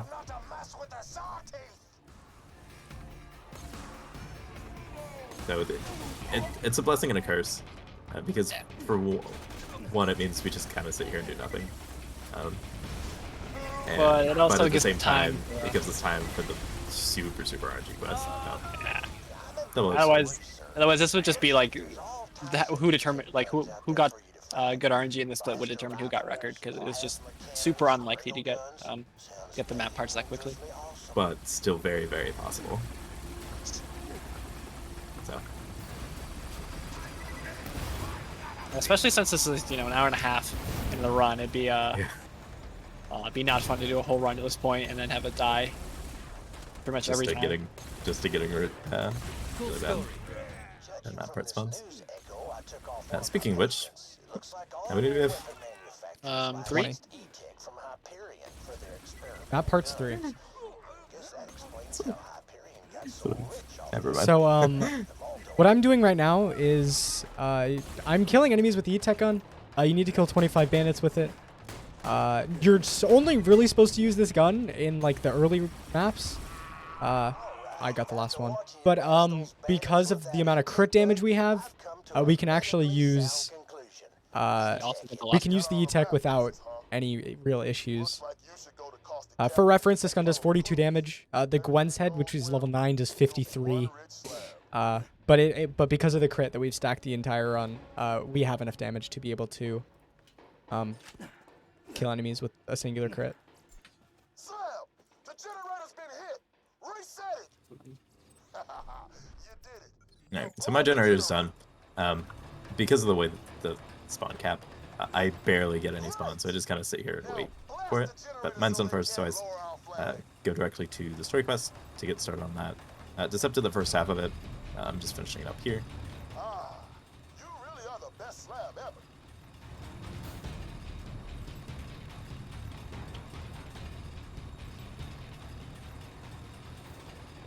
So I have to ride all the way to top up here. There's a quest that we have to pick up, and it's a really annoying quest to do with one person, because you have to pick up the quest.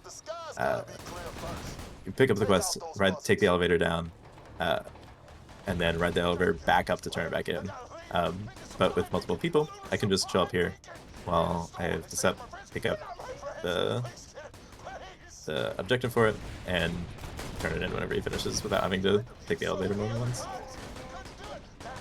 And I'm just here clearing spawns and gathering XP.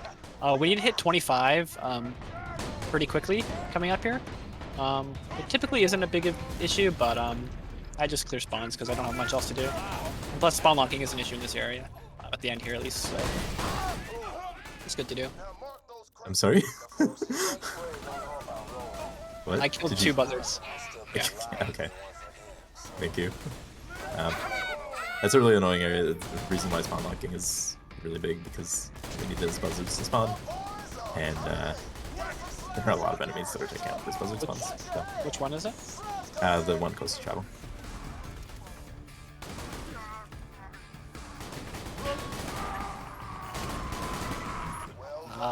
Close. Close. Oh. That's still a good sawtooth. Yeah, not bad. So at this point, it's one of the largest reroutes. We pretty much rerouted the entirety of the end game, because The old idea used to be get to level 25, get this certain gun that we need for a glitch that we'll show later, and then continue from there. But we took a different approach because that required a few extra travels, and doing travels back and forth costs a lot of time. As we said earlier, it takes there's a 5-second travel timer each time you attempt to travel, and then after the travel, you have to sit through a 3-second blue tunnel. So for each travel alone, it's 8 seconds. So the route that we have created saves, I think, like 4 or 5 travels, which, you know, leads to 30+ seconds of time save. So yeah, so we are going to complete these 2 story areas back to back, instead of doing what the old route did, which was splitting them in 2. We also don't need to finish. We don't need this glitch to finish these areas. We kill a handful of enemies and that's it. Yeah. So for this area, we just split up. Each of us have an area and finish the story. Here, Decep's going to be doing the main story while Unjust and I do some of the side quests.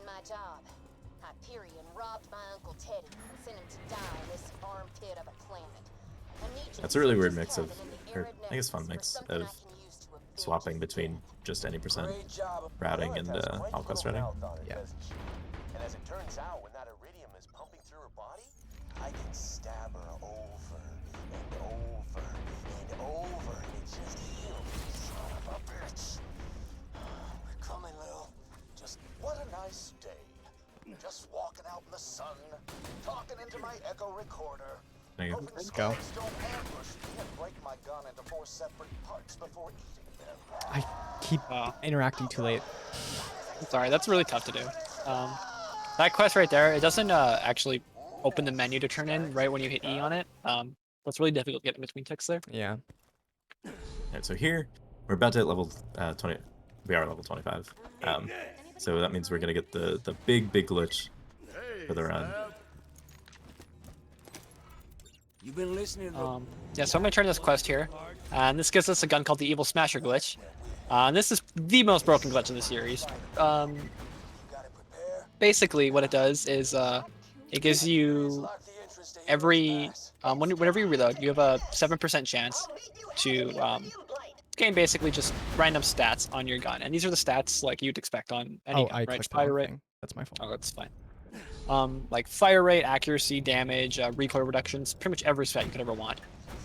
If you then swap away and swap back, you can stack the 7% chance on your character and thus get multiple chances. And if you get this stacked high enough, you can actually proc suspect multiple times, up to an infinite amount. And this is a very broken glitch, as you will see very shortly.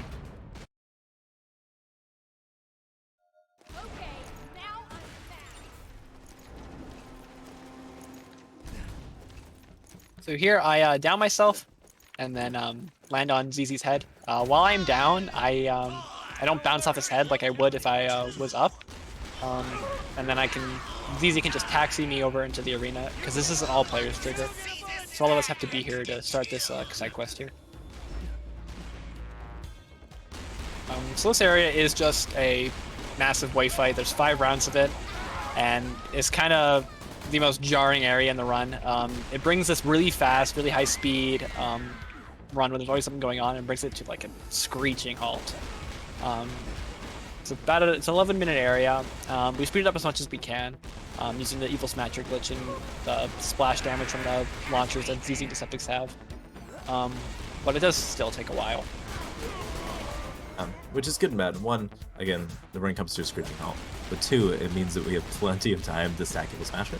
So our damage and all of our weapon stats just go absurdly high, just by being able to stack it in this area while nothing else is really going on. So we spend that first fight. Decep and I do the majority of the fight while Unjust gets his stacks. So now that Unjust has, I'm guessing, an acceptable smash. Yeah, I gotta. He can take over, and you can just start to see the absurdity of Gage in general, with all this fire rate and damage, and the close enough glitch, and infinite ammo. You just kind of have to look around, and you kill everything. Yeah, like again, I every time I shoot a surface, my bullet has a 50% chance to ricochet towards an enemy. And when your fire rate is this high and you do as much damage as I do, you just kind of flick your mouse around and everything dies.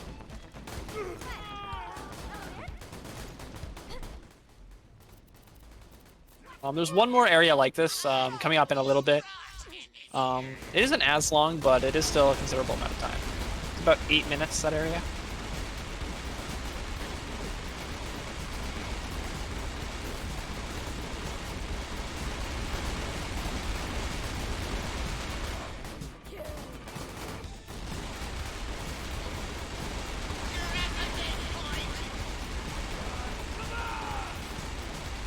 So at the end of each wave, you'll notice that ZZ's actually downing himself and bleeding out. I'm just really bad at the game. Yeah, he's. This will spawn him outside the arena, and that just means he can turn in the mission immediately after we complete it and run back without having to do the run both ways. As you can see, these doors are closed, so instead of having to wait for the doors to open to run through and then get to this guy at Tiffing and turn in, I can just turn in immediately and start running back.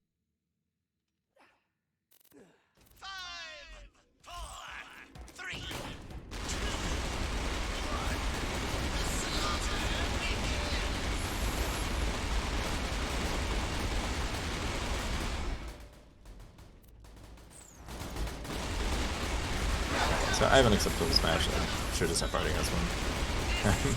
Yeah. Yeah.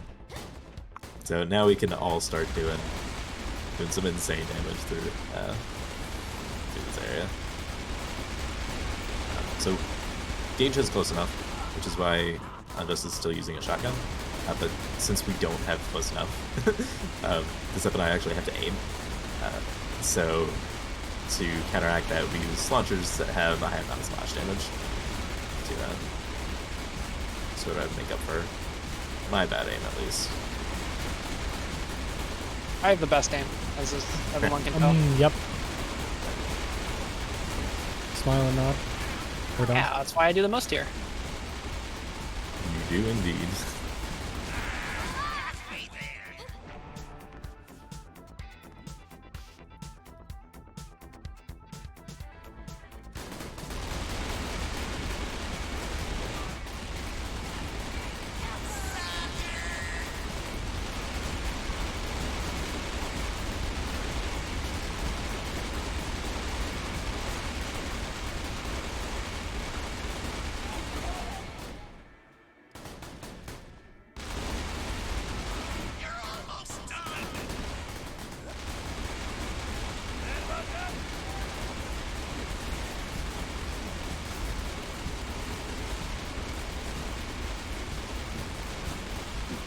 Pretty funny not being able to see anything and just hearing lots of gun.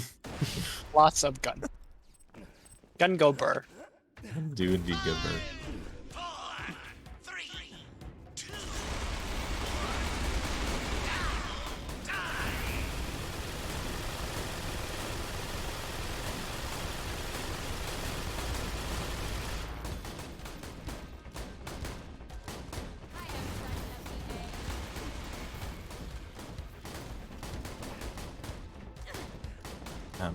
Is the you not being able to use a slag weapon, is that just on your end, or is that on my end too? I shouldn't be using slag. Well, okay, so for me, it's because I go near slag psychos, and I don't do damage to them with the slag launcher. Okay. But if you've never had an issue with it, then don't worry about it. But yeah, Well, like when I'm getting clothes, it's really annoying. Okay, so it's not like performance or potentially crafting. No, or anything. it's Okay. just It's just that you can't use it it's as slag a weapon. psychos. Yep. Gotcha. That makes sense. Because for some reason they're immune. Why not, you know? You got that idea in for Borderlands 3 in here. Got it. Purple enemies being immune to an element, to a debuffing element, all the way back in BL2.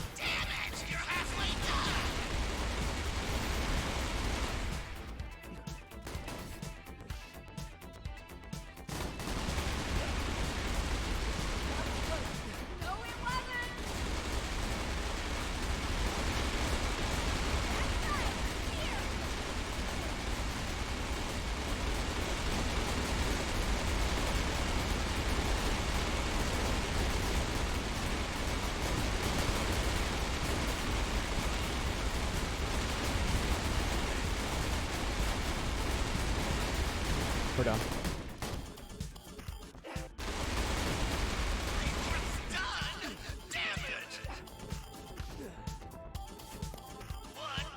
So we're just about finished with the slaughters. We have one more maybe after this. This slaughter at least. The other one is going to kick it a high here after this, if it hadn't already in the past.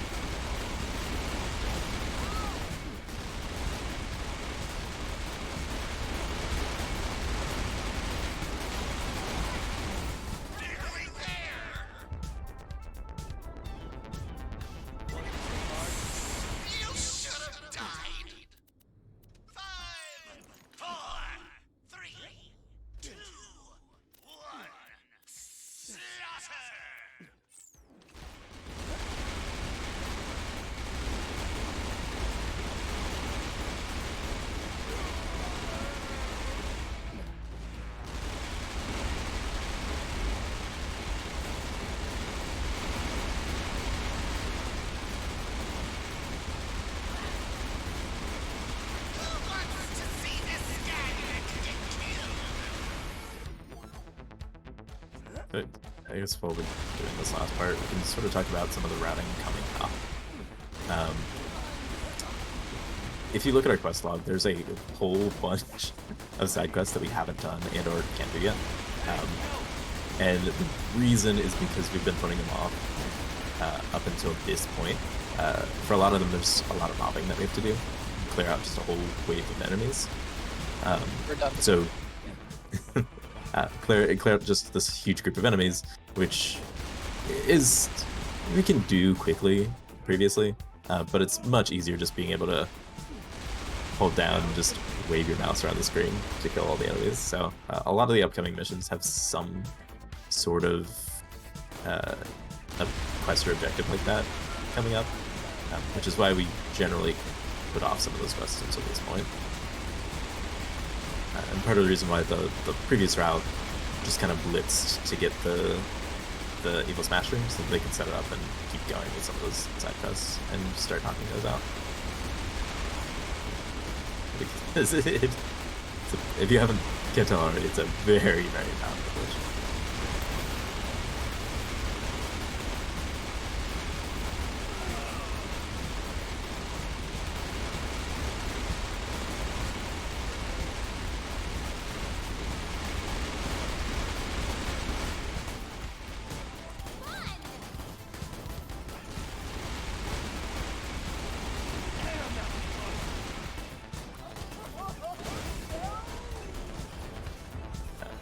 So, actually, right here is sort of interesting when it comes to some of the routing we did. I was doing some of the early death warps to turn in early. But for this last one, we have Decept die and do the death warp instead to turn in. And that's solely because he has a better connection to Undust. He just lives closer, so he's able to turn in between ticks easier, especially by the time we finish with these. There's a whole bunch of loot on the ground, lowering performance, worsening connection. Yeah, this area has a lot of lag towards the end of it. So having Decept have the good connection to get that in between ticks just save time. So just an interesting way of how we've had to change the route to accommodate just our setup. So we're done with slaughters. We're gonna kick right back up. Perfect time to do the fridge quests since we're already in the fridge. And because a couple of enemies we have to kill that just get obliterated instead. Take that, you stupid rat. Try dropping a deuce on my outrunner. I bet Lang will stop craving human flesh as soon as she smells them slices. Why would anyone ever be a cannibal so long as pizza exists? That rack just made play of the year. Oh my god. So Decept and I are doing one quest, just go to this area, pick up this item, whereas Undust is killing a boss. I'm also gathering rack parts too a little bit, and just trying to clear spawns throughout the area to make sure we get everyone we need. And now after finishing that one quest, Decept is on the prowl for a different quest, a random spawn. They can spawn in one of random areas. Yeah, there's 4 spawns for it, and Easier for everybody that way. now we got it already, which is See, nice. we tried. Come on back. No. Go now. I was that fast? My movement was bad. Oh. I thought I was good for once. You were. So, about, what was it, an hour ago? We talked about one of the reroutes to do packages at a certain time. And then it also, like, set up a quest skip. So coming up, we're going to play the quest that we got under dialogue. Another player, And huh? there's a very specific reason that we use this quest. Because you can only skip Claptrap with Claptrap. Claptrap, for some reason, has a weird set of priority. It's not super high, but it's like it like overlaps with other things. It's kind of weird. But you can skip him with himself. So yeah, we use the quest we're doing to skip the dialogue from the quest that we're doing. Yeah. And since Claptrap gets the quest, he interrupts himself and skips all his dialogue. Yeah, it's really nice. It saves a lot of time. It's probably the most significant quest skip that we added.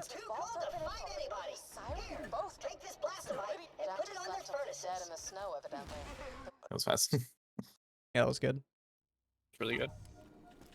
So the sub gets to do this little fun jump here, down to the next area. Well, ZZ hits the trigger in this map. It's one of my favorite movement jumps. So the Caustic Caverns. This is the return of our fun little mechanics of a singular quest, time gating the entire area. So this map would normally be really, really cool. There's like some neat little side areas that you have to like fly around the map to get. Unfortunately, ZZ has to push a minecart. And even more unfortunately, the minecart does not speed up because ZZ moves faster. There's a set speed that it can move at. So we are time gated to the pushing of the minecart. ZZ, you should have went to the gym a little more, man. That's all I'm saying. Yeah, never skip leg day. Yeah. Unbelievable. Unfortunately. Think of all the time we could have saved. Yeah, if only. Sad. So, yeah. So yeah. The only routing we can do for this area is just make sure Giuseppe is in certain spaces so I don't have to move away from the minecart. Anytime that ZZ's off the minecart is time we lose. So as much as he can stay on it, the better. That's the only way to speed this map up. And just get to the minecart as fast as possible. Yep. And while they're doing that, there's so many different quests and different items to run through to get. And none of it matters because of this minecart. Yeah. so So I like just take a couple things we for added this, one but- optimization in this map, and it was me grabbing the minecart quest instead of ZZ, so that he could go as direct of a line Directly to the minecart as possible. Grabbing the quest was a detour. Obviously, we can't have detours if pushing the minecart is the time gate. So yeah, that's like the only optimization we could have added. Because unfortunately, this area is slowed down just What if you because become of the that. minecart like you became the dog? That would be so nice. But I You can't know, raise a minecart. imagine if it just zoomed. That'd be funny. But unfortunately, it does not. I can't raise a minecart, so Yep. this up was just really good at raising a dog. So fortunately, that's not an option.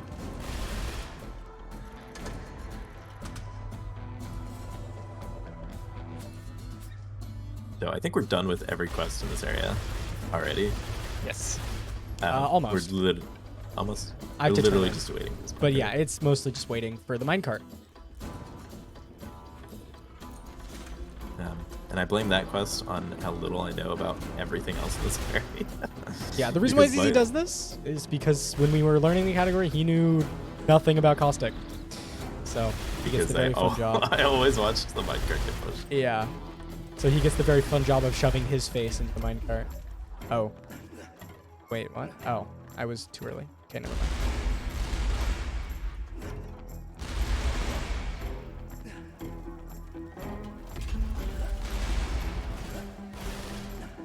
Go.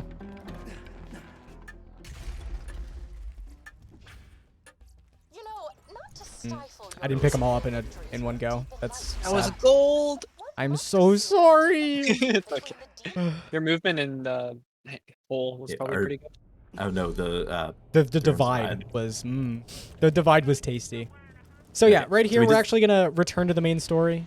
We've been doing a little bit of sidetracking, so right now is a perfect time to get back to it. This is it, minion. Our vengeance is finally at I hand. talked to Cloud for the main story, and all right, now we're gonna go do done some with more the main time story. missions. Again, it's- Claptrap moves very slowly. You can kind of sense a pattern here. So we travel out to skip that waiting. My chill out. This And is we have to awkward. travel to this This area is to- slightly awkward. You all right there, bud? Yeah, I should be. Where are my spawns? Apparently I'm not fine. Because I don't know where spawns are. I mean, we could. No, it'll be fine. This didn't happen. No. So we have to travel to this area at some point anyway. So just fitting it in between the travel to skip Claptrap is Yeah, works perfectly. perfect routing.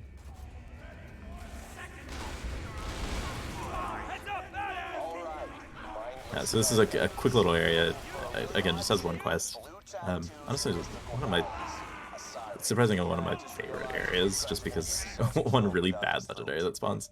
I guess favorite area casually. But we just kill 4 enemies, kill 4 mini bosses, and that's about it. Yeah, and we just do it during the travel out in Iridium Blight. We had to travel out there anyway just to skip a bit of waiting around, so might as well do some side quests during that. I've been observing this siren here since the opening of the vault. She appears to be using Iridium to enhance her natural phase-walking abilities. This naturally leads me to assume some unspoken connection between sirens, Iridium, and the vault. I have determined 2 additional things. Firstly, Hey man, invisible walls are hard to navigate around. Or I guess poor placement of walls is more like it. secondly, Go. that they taste like olives. Wait, no, fried pickles. So after that detour, we're back to the main story. For real this time. For real. I'm gonna go start the main story because I can get there really fast. I'm just gonna start on some of the side quests in the area. And I'm just gonna go to the place Zeus is going to, because I can do the actual fight quicker, but he just gets there quicker than me, so we can start it.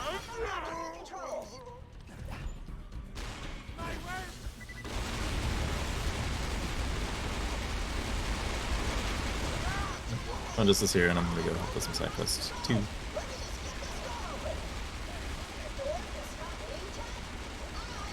And this is another area that's could have really cool routing, but we just have to wait for another quest.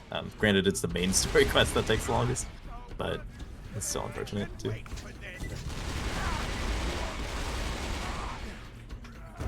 Close.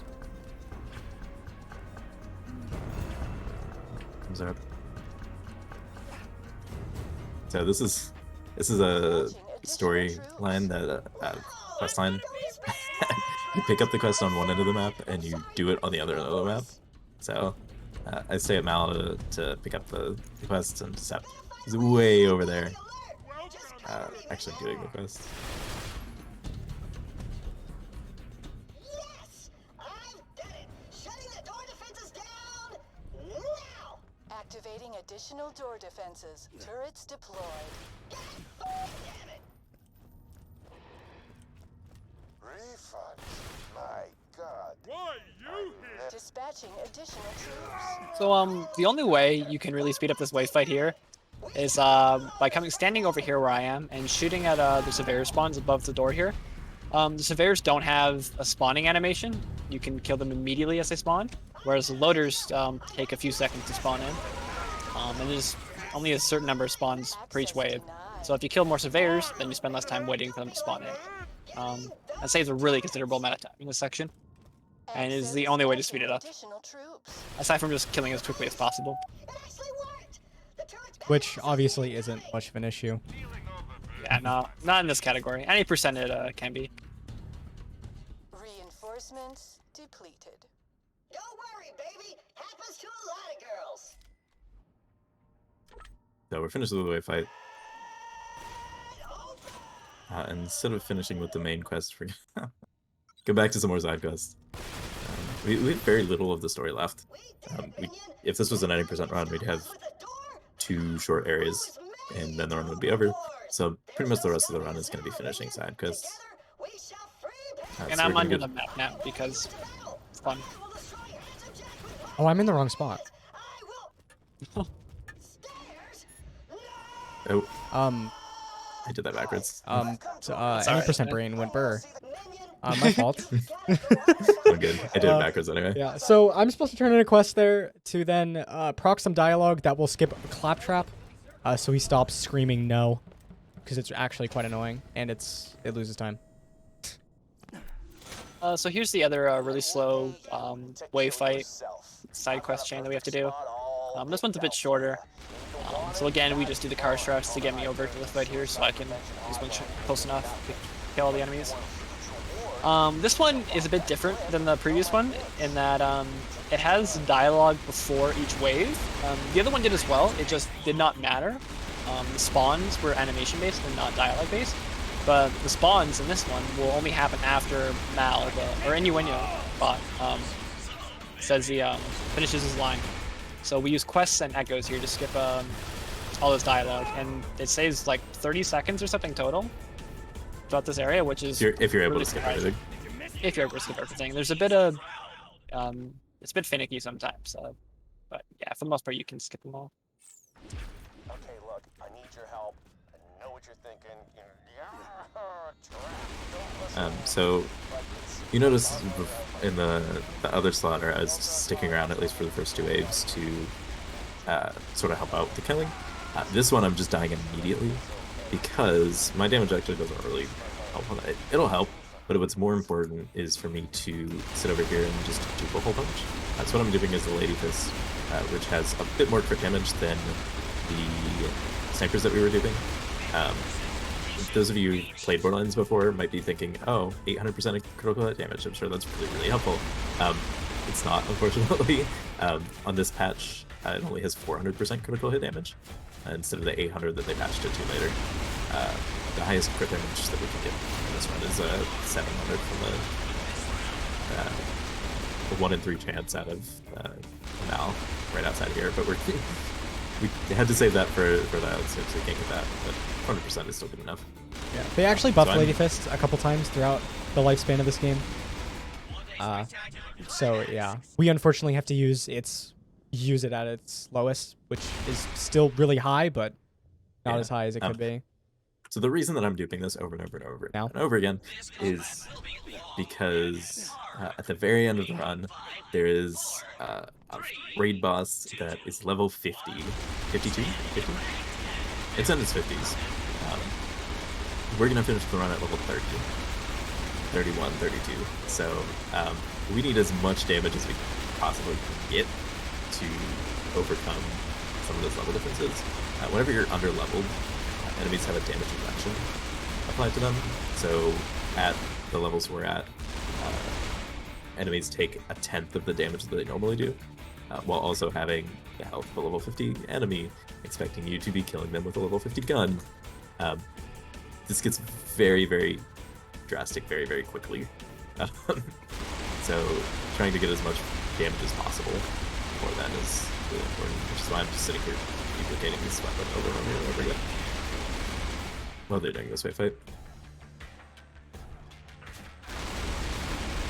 Yeah, during this wave fight, I look at 2 very specific spawns, actually 3, depending on where the spawns are, because Unjust can hit pretty much everything just by shaking his mouse.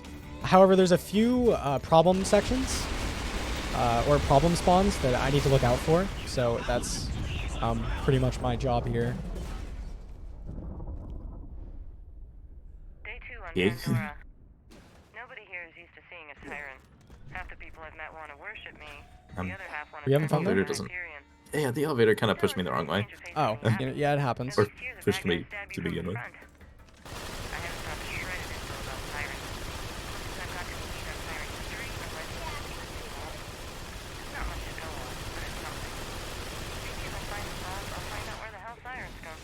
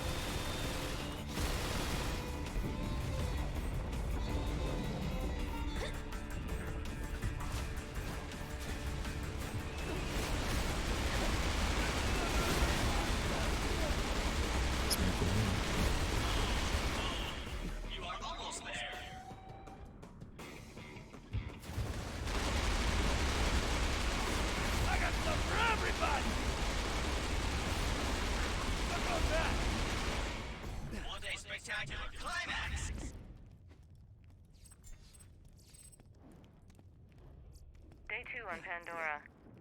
Nobody here is used to seeing 4 a for siren. 4. Half the people I've met want to worship me. The others Nice. want to turn me over to We actually Hyperion. messed because we don't have capture the flags. Still, it's Well, nice yeah, to that's take why I said from the for Abbey. 4. There's a few Yeah, bad guys fair jacking enough. from the front. I haven't found a shred of siren. I've got to see our siren history, but not much to go on, but it's something. Maybe if I find this vault, I'll find out where the hell sirens come from. Or maybe I'll do a further marker right. The first weapon I picked up from my dude pick was my flat off, so I kind of messed up my infinite ammo. We're good Nice. now. I'm actually real proud of you. It was Just gotta continue to show off the infinite ammo glitch. well, Sorry, show off how to do it, not show off its use. Because I think you can see enough of it. well, I messed it up twice, so I didn't quite show off how you're supposed to do it. But we're good. Especially if they have a really high fire rate, flat off. So Oh yeah, it's pretty difficult. trying to just shoot once is a challenge.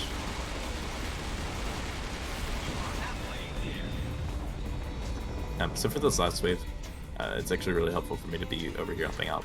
So that's why I stayed down here to keep shooting. On your feet, soldier! And then we're gonna do the same thing we did in Finks, where Decep dies because he has a better chance of getting the travel in between ticks, just because of his connection speed.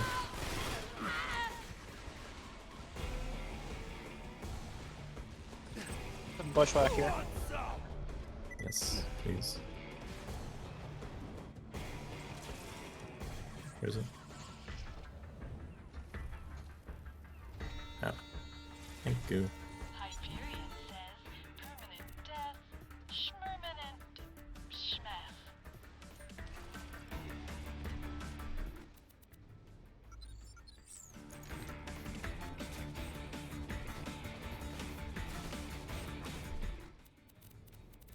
So close. So very close.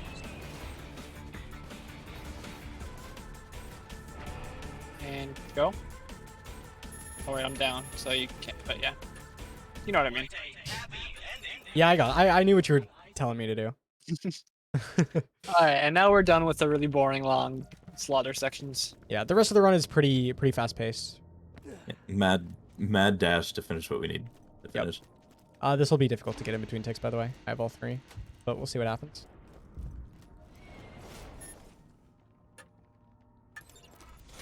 I'm better at the video game. So this next area is a really watch this up screen because it's a really neat route that was found somewhat recently. If he hits it, it's gonna be really fun. The key's nearly charged. This world is gonna end. So there's actually an invisible platform in the middle of that void. I'm guessing it's the barge that Mordecai and Brick come through, but like after it falls into the like it just dies. But we can use that to jump off of it and clear the gap.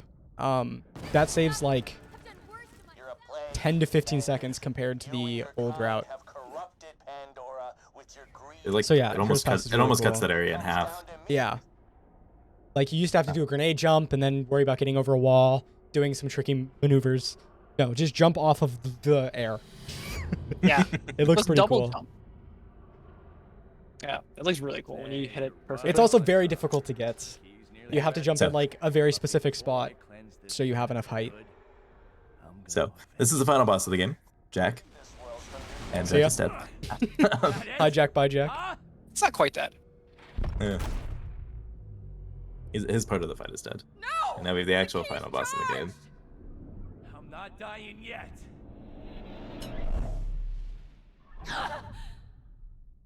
You're too late, bandit!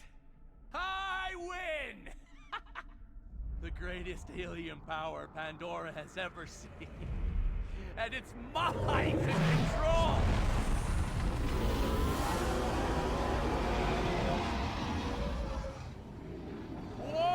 Warrior!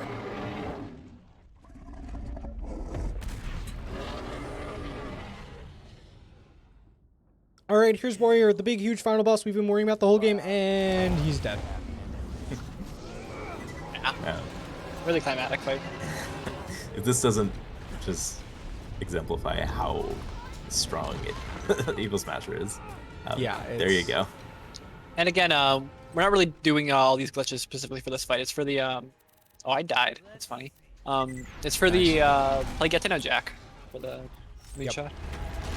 We're stacking these glitches for the final boss Terramorphous, who's level 50, remind you.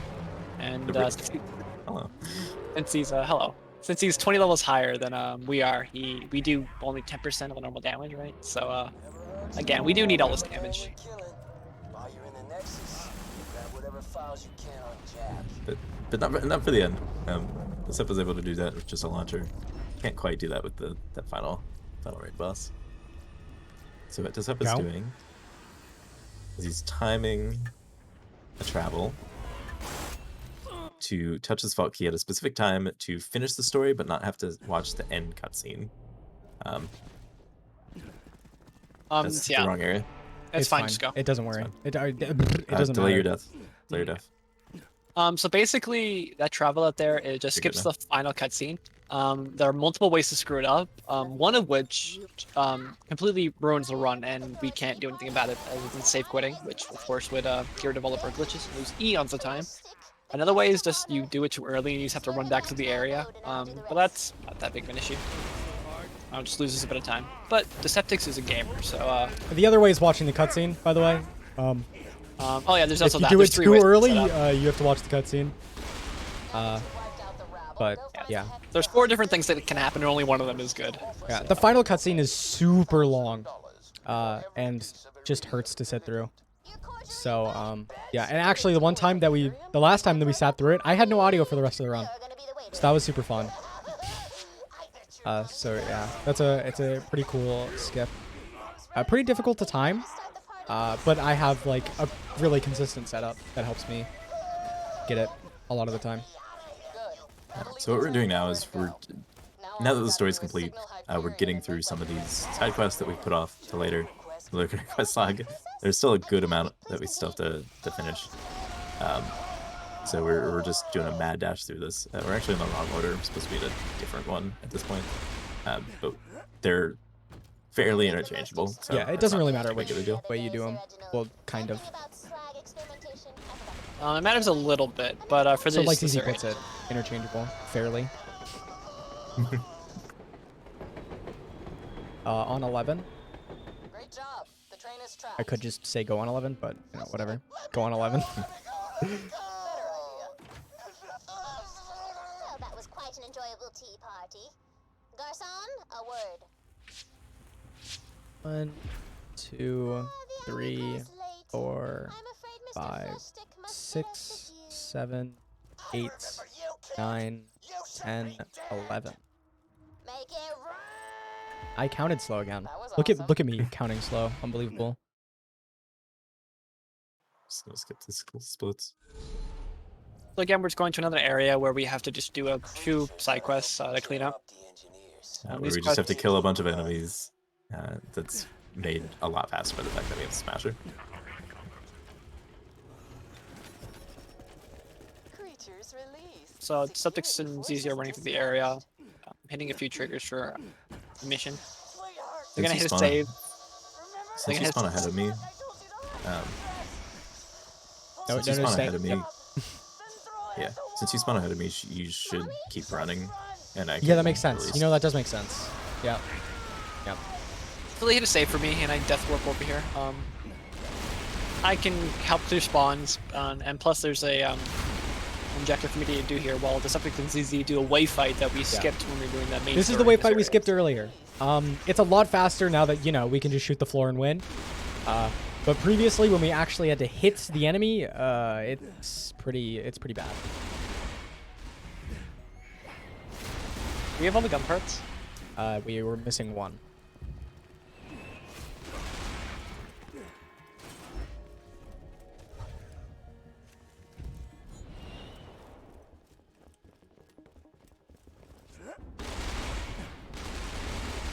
Do you think these enemies that we run past are what's spawn locking potentially? Maybe.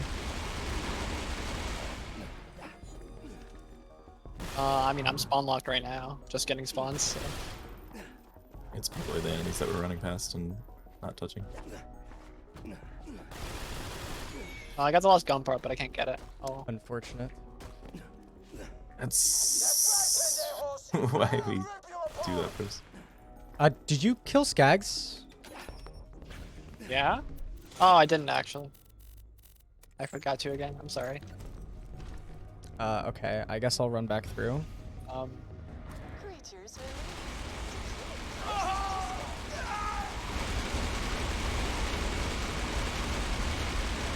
Well, good news. Well, you can get it now. That is true. I might be able to make it back for you. I don't know. You probably will.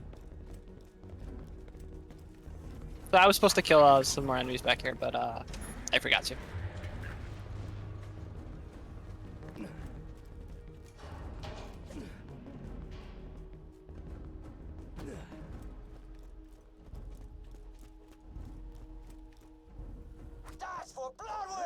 Damn, you did get there faster. Go.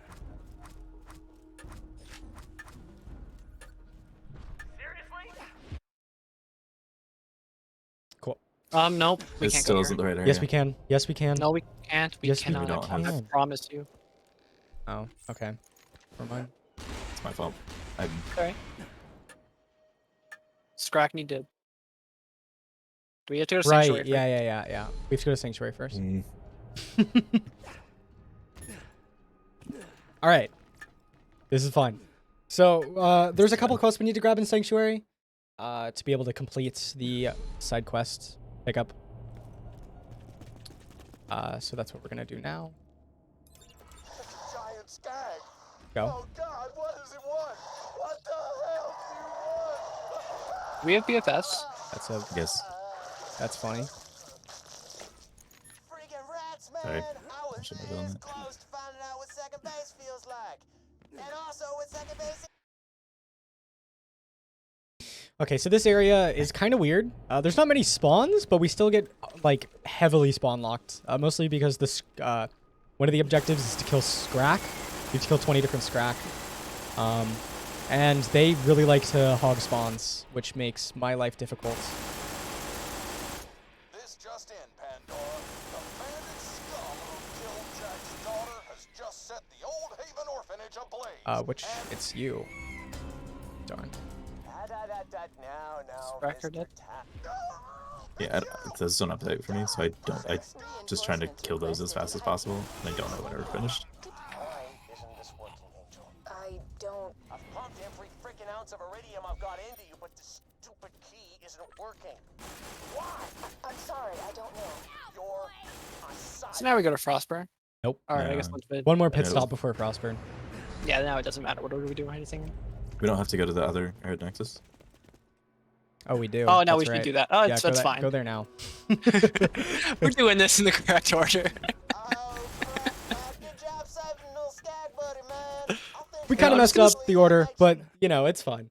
I'm just skipping all my splits till the end of the run because I don't know anymore. We're We're done with parts. Go. We're done with parts.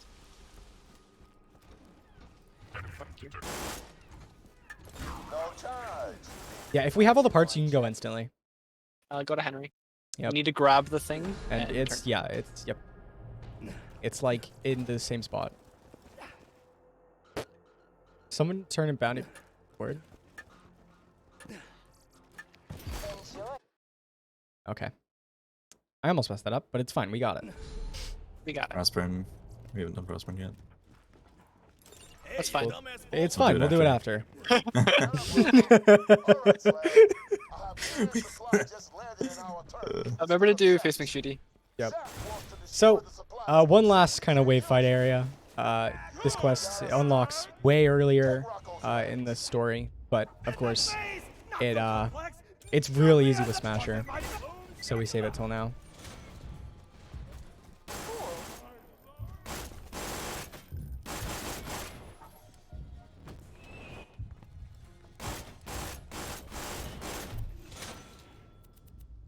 Decisions.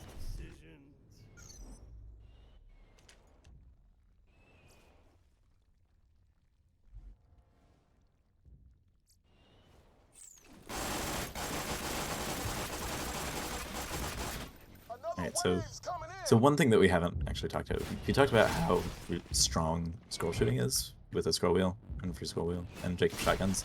The reason that Giuseppe and I haven't been using it up to this point in the run, one, we need our scroll wheels for duping purposes, and two, we'll see it a little bit more in this next area.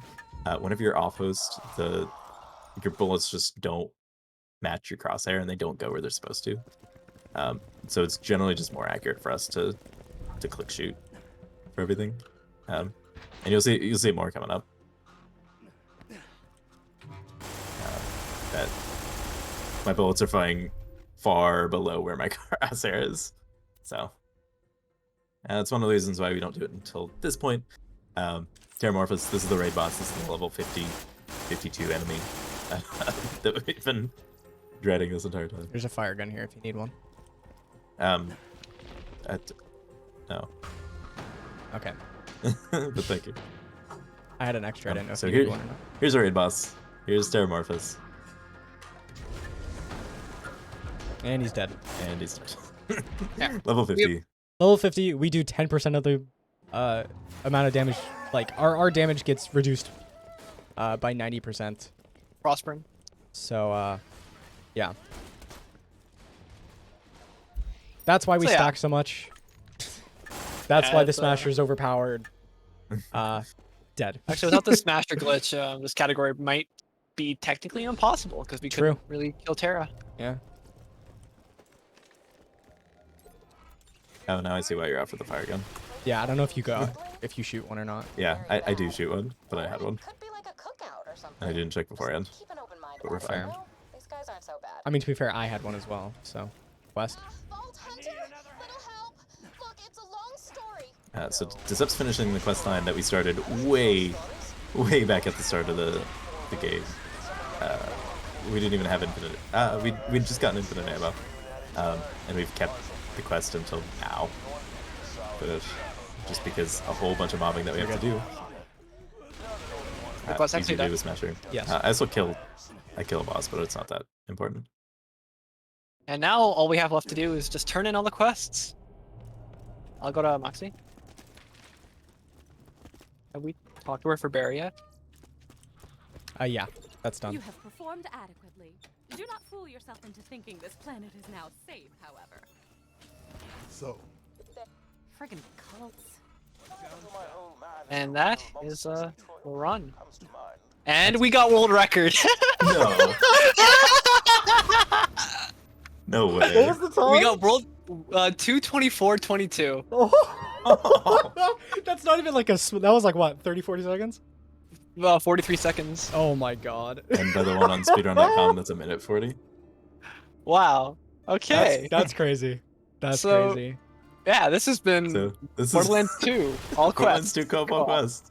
Yeah, super cool run. That picks up almost instantly. Wow. Picks up almost instantly and stays like fast paced throughout the entire thing. The only real downsides are the slaughters. But you know, you get to see cool things like the Smasher glitch, axe and super speed. Every single speedrun words speedrun relevant glitch gets showed off in this round, which is really fun. This is probably the most entertaining speedrun in the game, just from a player and viewer perspective. Yep. So there it is. Thanks for watching and consideration, and that'll be it for us. Yep. Your bar. Should have at the start anyway. We got fucking world record. What the hell?